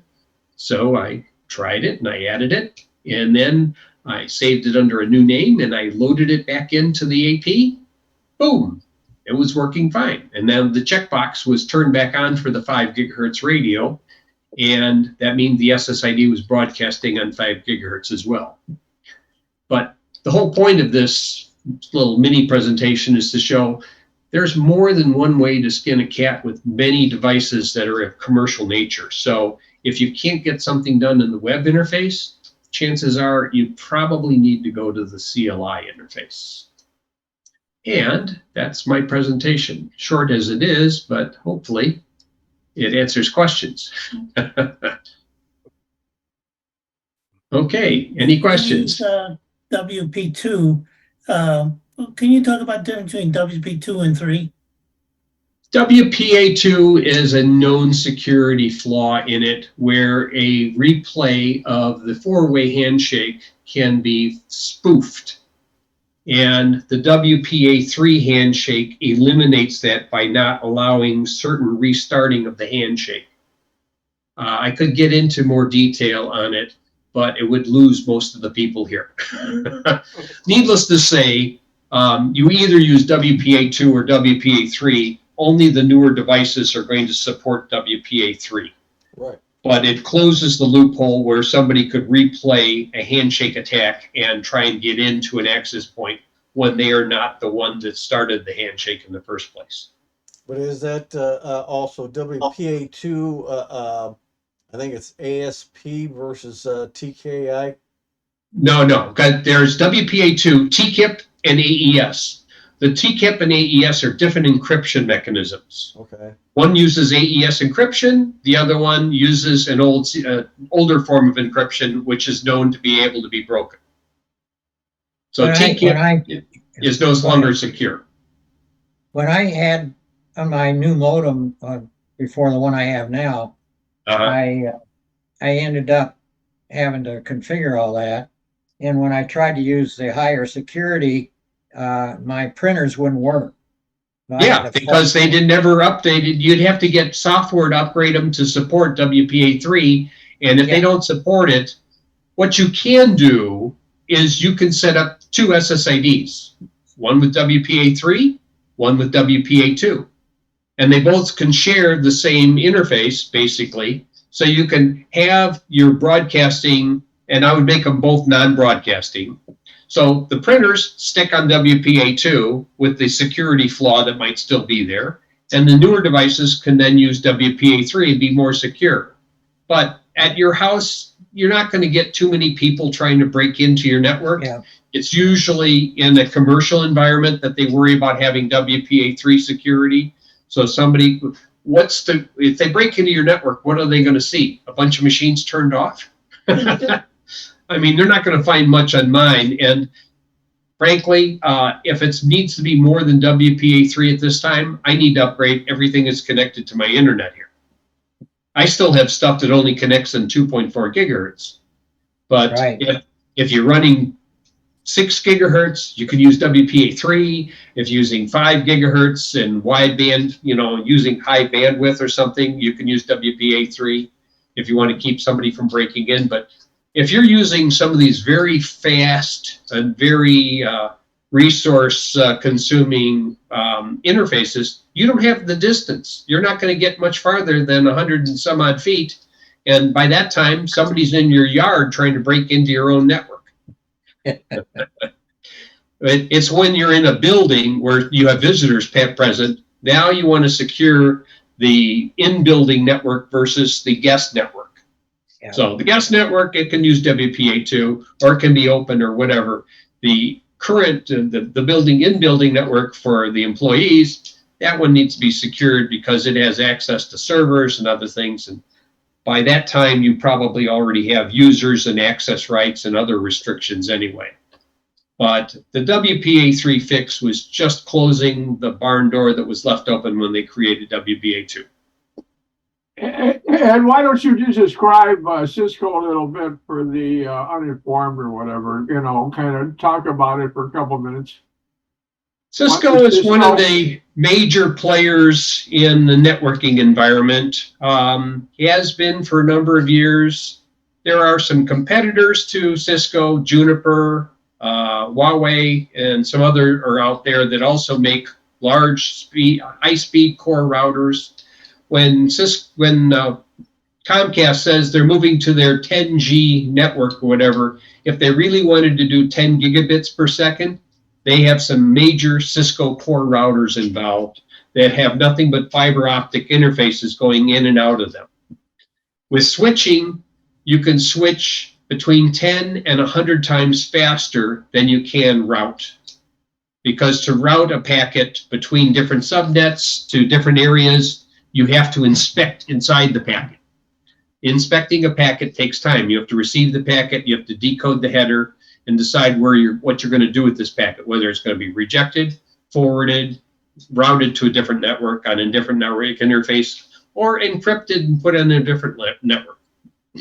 That's all things that a router does. Switches switch everything based on the MAC address on the packet. So the MAC address says, here's where it is, here's where it's going, switch it. And the switch automatically, all it has to do is read the header and decide, oh, it's going to this port, routes it, starts the rest of the transmission to go to that port, and away it goes. So it has to view very little of the interior of the packet, and that's why switching can operate at millions of packets, hundreds of millions of packets per second. Wow. But routing is down at, typical routing used to be only 1 or 2 million packets per second. Wow. That's why when you use a VPN requires a router, at least at one end, okay? The router is doing the VPN pass-through and sending your packets to another network as if they belonged on this other network. So that's why, what's your max speed when you go through a VPN? Have you measured it? 40 megabits per second, maybe 50, maybe 100, even if you have a fast VPN and you had a gigabit download speed, you're not going to get a gigabit through a VPN. Never. Not until they make much faster routers. And even then you'd have to have a dedicated router just for you to be able to support those speeds.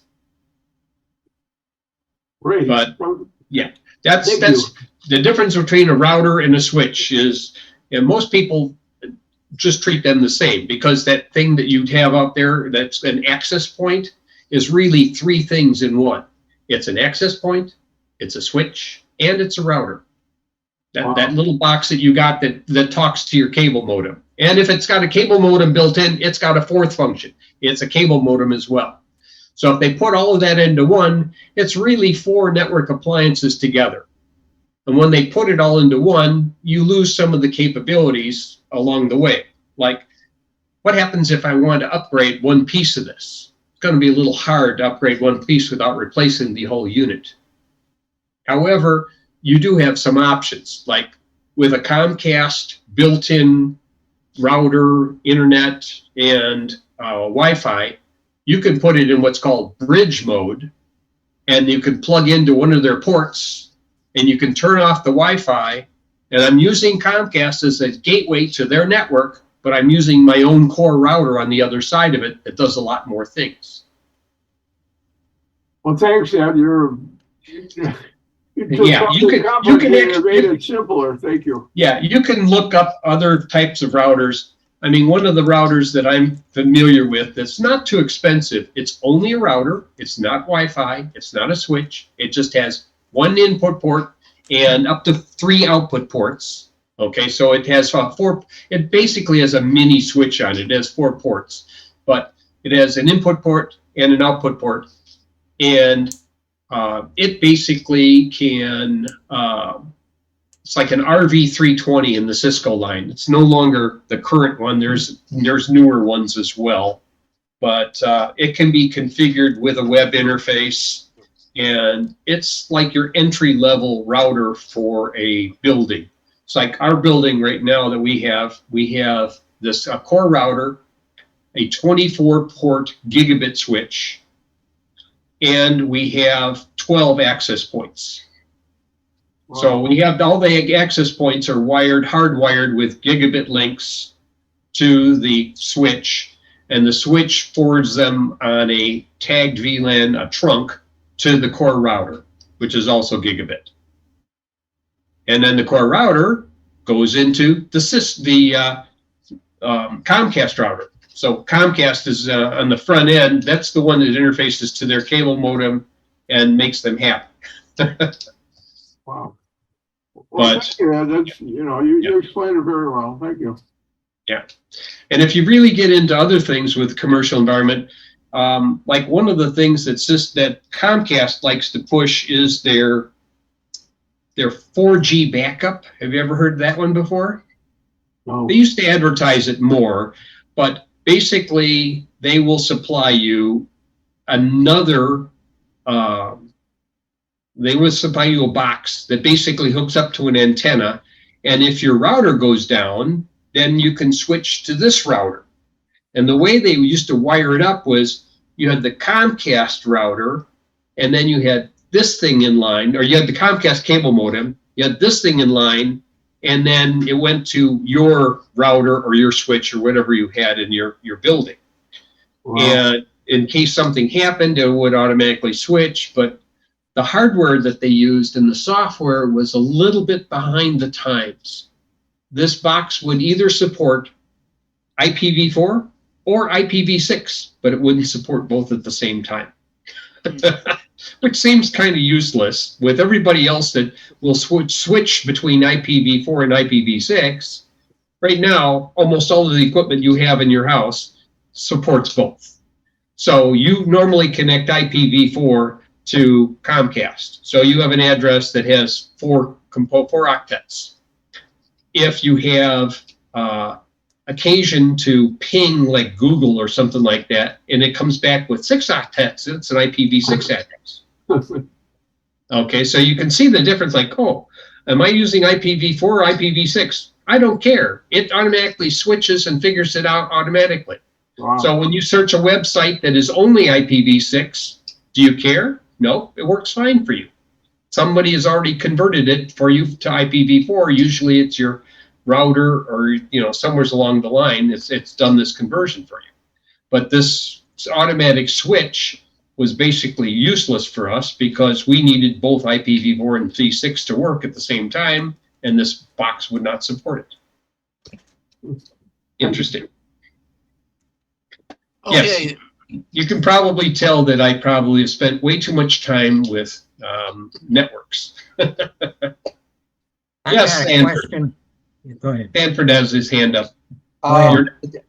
Okay, different topic. I put a post in the chat that I have a ASUS router that I'm using as configured as an access point, and for some reason the 2.4 gigahertz radio keeps dropping out. Yeah. Okay. Is it due to interference? Is there something else on the same channel? Nothing that I can determine unless it's stepping on the main router itself. Well, you have to see whether or not the channels overlap or not. You can't use channel 1 and channel 2 at the same time. Well, it's being used correct. I think I'm using 1 and 11 or something like that. But on the access point, because it's set up as an access point, I don't know if I can configure the radio, the channel that it's on. Usually you can. It has all of the functions of the router. You just have to plug in on the downside of the access point to be able to configure it and have it assigned a unique DHCP address. The other thing is you don't want the DHCP server on that access point to run at all. So you want to disable the DHCP server. Okay. So you don't want the DHCP. You should be able to go in and configure the channel. I would just make sure that you are not configuring something like 40 megahertz 802.11n on your main router and then trying to make this thing work close to that channel, because it's going to use, the main router is going to use 2/3 of the band to do this. The bad thing about using channel 11 is it just happens to be real close to channel 10. And you know who's on channel 10? No. Your microwave oven. Oh, If you have any leakage from your microwave oven around the seal, it will knock you off the air. I had it one time. I had a detector, and I checked the microwaves, and at the time I did, I had zero issues with that, with leakage. And I used that detector. It was an old Radio Shack microwave detector. I've used it on numerous microwave machines to see, okay, the one I had at the office, did that leak? And that got a lot of use. No. The one at home, no. My previous one I had, no. Every one I've tested, I've never seen that thing ever get excited. So is it the detector, or are they microwaves? Well, it depends on how sensitive the detector is, because you don't need too much of 2400 megahertz interference to start causing a problems with retransmissions and causing it to drop and reassert the link again. Okay, I'm not sure if you have the capability of doing a syslog daemon and capturing the statistics from the old ASUS access point. But if you want to test, you know, try and download something like a speed test or something like that, and then run the microwave oven while you're doing a speed test and see whether or not it interferes at all with the throughput. If it interferes with the throughput, you've got your smoking gun. Okay. But I found out that, yes, even my microwave, which has got a nice clean seal on it, and I'm pretty sure is not normally radiating, can influence channel 11 on occasions. So when I used to do testing on 2.4 gigahertz in my house, I used to schedule my reheating of coffee for times when I wasn't doing testing.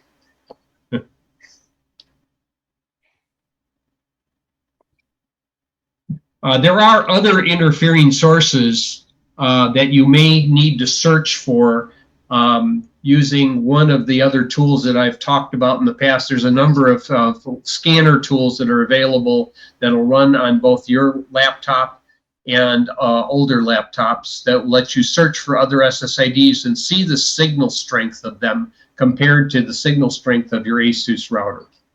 If the signal strength is inadequate, like if it's like at -70 and you got another interfering source that is close to the same power level, then you will have one clobbering the other possible. The other thing to look out for would be older 802.11b devices that are in the neighborhood that might be trying to talk to the ASUS. I would tell the ASUS to only support 802.11g and N and not support 802.11b. If you can only configure the speeds at which it can talk, then you want to make sure you knock out the 1, 2, 5.5, and 11 megahertz speeds. That's the other way to turn off 802.11b. So which channels should I choose? If your main router is on 1 and it's only using 20 megahertz wide 802.11n, then use channel 6. Unless you got somebody in the neighborhood that's using channel 6, you know, that's, you know, a big thing too. Okay. 1 and 6. That's typically, I mean, if you have interfering sources, you could also use like 3 and 9, and then you just interfere with other ones, but they're not as strong where they're trying to hit you at the same level. Depends on what other interfering sources you have. Sure. Yeah. I mean, I use 3 and 9, and I also use 6, and I use 11 in places. I mean, but I'm aware of where my interfering sources are in most cases. Okay. And also, I almost never use 40 megahertz 802.11n on 2.4 gigahertz because that uses so much bandwidth, and it's so much possibility that somebody can interfere with it, because now people on channel both 1, 6, and anything in between can now start to poke holes in the packet I'm trying to receive. It isn't worth the throughput. And then that's when I push most of my stuff up to 5 gigahertz, and that's my preferred mode of operation. Because the fastest you can do with 2.4 gigahertz and 802.11g is 54 megabit. And typically you only get half that is the average. If it supports 802.11n, 20 megahertz, you might get to 100. Because I think the top end is like 120 megabits per second with a single stream. If it's a 2x2 or a 3x3, I'm not sure what the ASUS is capable of. If it does 2x2 or 3x3, 3 transmitters, 3 receivers in multiple antennas, MIMO. You could get up as close as I've gotten over 200 to 300 if I'm using like a 3x3 and a 2x2 on the laptop end. But that's about as fast as I could go. And typically I use channel bonded 802.11n at 5 gigahertz. So I use the 40 megahertz up on 5 gigahertz, and that's where I got my speeds tests.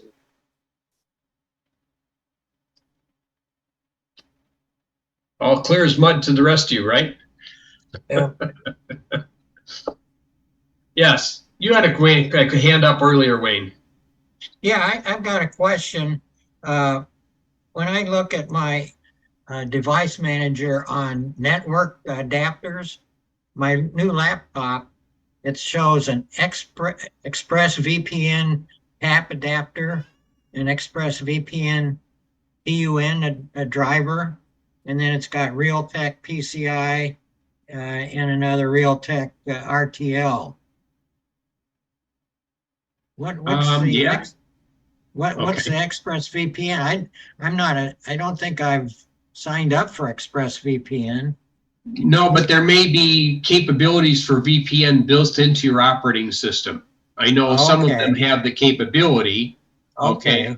I don't know if it's I don't think it's on Windows 10 for the most time. That may be a Windows 11 thing only. This is a new Windows 11 laptop.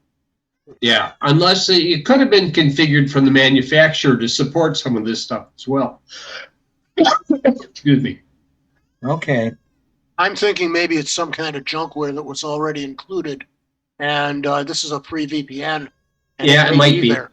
You might have had. Look and see if you have any VPN software that's in your installed program list. And you can check that in Control Panel and look for installed programs and see if you got a VPN process that's already in there, because it would load itself as a pseudo driver. Okay.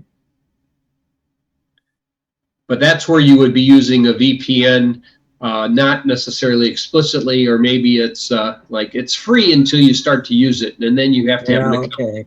Okay. Yeah. Yeah, it's probably loaded software, because this came with all kinds of software that I didn't try to activate. Oh, didn't it like Microsoft Office? No, like who is it that's always screwing around with the trying to protect your computer? Oh, McAfee. No, it's the other one. Is this an HP? Yes. HP is providing VPN as part of their new laptops, pre-installed. So that's where the software came from. Okay. I just did a quick search in Google for ExpressVPN pre-installed, and HP came up on the top of the list. Okay. HP is known for installing a bit of bloatware on some of their commercial stuff as well as the retail consumer stuff. Yeah. I would consider remove. In fact, all of the stuff that they had installed on Win 7 had to be removed before I tried to do an upgrade to Win 10. Every single piece of it. And it had a particular order that it had to be removed in. Sanford says he's got an Asus router which has a VPN built in. It becomes a VPN portal. Yeah, you can do that. I mean, the Linksys has the option for that as well, and I think it's ExpressVPN. But for you to connect to the remote end, you still need to have an account and some terminus that you're going to log into to establish the VPN tunnel, and then it can make it look like you're not there. It uses OpenVPN Okay. as your plugin, and you basically just load that in on any PC, tablet, on my phone, and I invoke that, and it establishes a link between wherever I'm at to my router at my house, which is my VPN, and then it's wherever I'm at, it's like I'm surfing from my home. Yeah, that's where you are providing the host network, OpenVPN. And OpenVPN is nice because it's open source. So you can verify its authenticity by pulling down your new copy from GitHub if you wanted. And that's pretty much, and a lot of it's going to be what kind of certificates you install as to how much security you want. Most of the time, these things are getting by with a 256-bit certificate. If you want to be more secure, the government recommends you use at least 1024. But the more bits you put in your certificate, the slower the link becomes with a given processor, because it's got to do encryption on this each time it sends every single packet. So yeah, you could do 4096-bit certificates and have the best encryption that ChatGPT would be struggling to break into. But then again, you know, why would they try and break into it? What would they get out of it? I mean, what's our current certificate size on Google when you go to a secure site? Has anybody checked in Chrome what the current certificate size is? Oh, No. Let's see. It's in site data. I don't think it's going to be, I have to go in settings someplace to find out that kind of stuff and see what the current here. No, that's Google cybersecurity certificate. Tools. I'm going to go into settings and say security.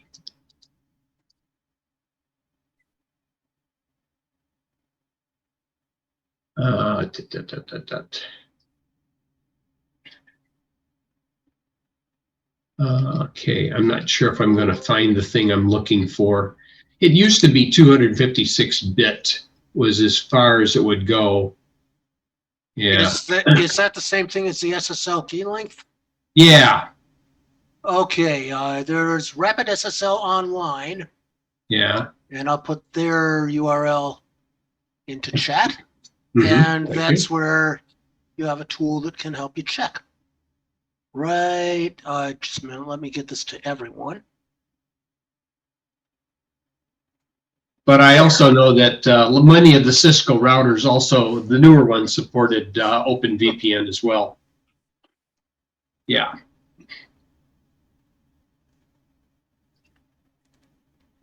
Yeah.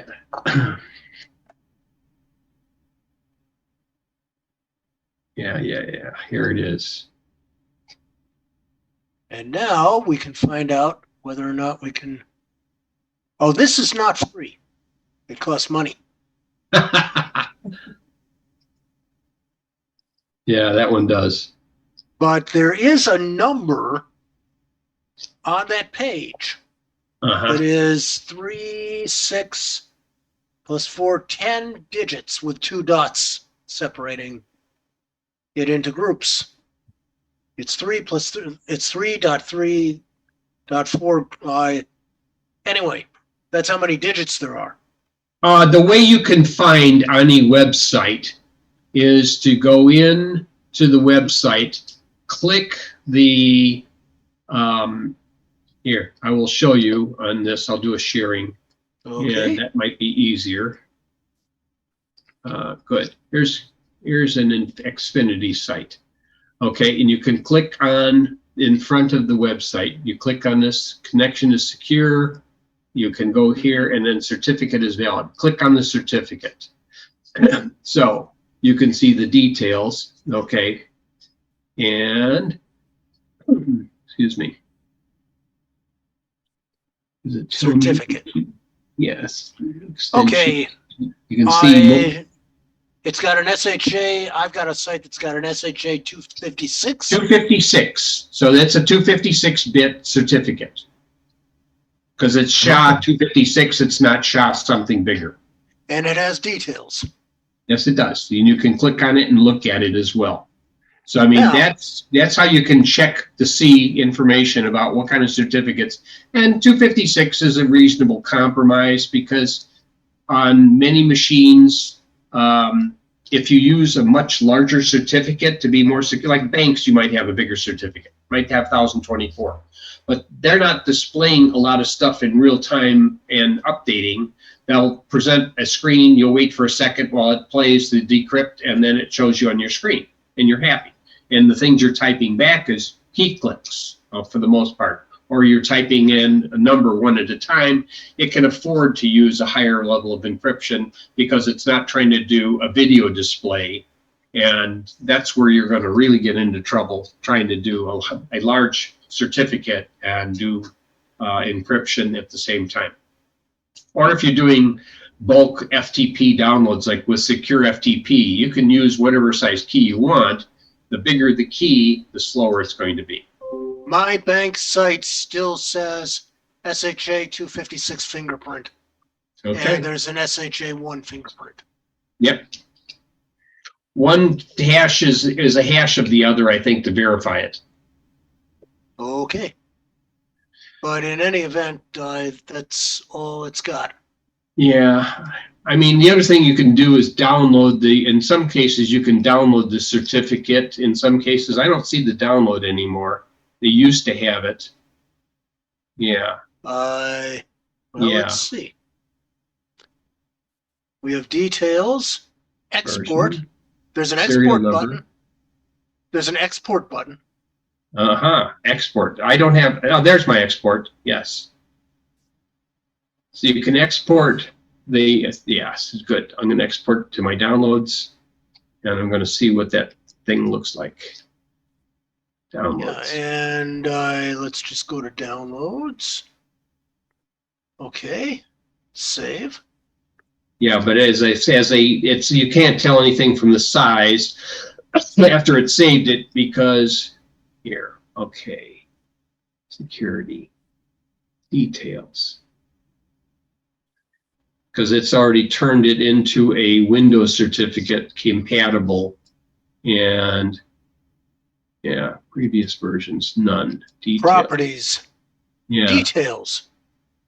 It just says it's 3.73 kilobytes after it's been formatted to go onto this machine, but that may not be the size of the actual key, which is what I'm looking for, and it won't let me take it apart. Security. Yeah. General. Attributes, advanced, nothing. No. There. Oh, take it back. It's 2048.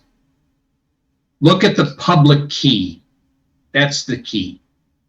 That's the thing I wanted. Public key. And It just happens to be encrypting the public key with a 256 algorithm, but it's the key itself, the key length, which is used for the encryption, is 2048. And where did That's you on find Comcast. Where did you find that information? On the subject public key info, when I'm looking at the details on the certificate viewer. Yeah. Oh. Here, let's go back and share Yeah. again. P size is 2048. Yes, that's the thing I was looking for. I knew it was somewheres in there. I just couldn't find it. It was escaping me for the moment. That's Here. under public key info. Right there, it says modulus 2048 bits. And it's about the right size. And then you can look at some of the other stuff here as well. All of this stuff, there are utilities, there are open source certificate utilities you can use to take these things apart and expand just about anything you want to do with it, even create a new certificate to the extent that you don't necessarily have your own certificate signing authority. But, and I can't remember the names of the tools I used to use, but they were all command line oriented. And you had your choice of which version of SSL to use as well. And if you use the old SSL 1.0 and 1.1, those were able to be compromised. So, okay, well, I think that pretty much covers what we had tonight. If anyone's got any suggestions for further, give me a ring, let me know, send me an email, and I'll add that to my list and see what I can come up for next month. Okay, cool. Okay.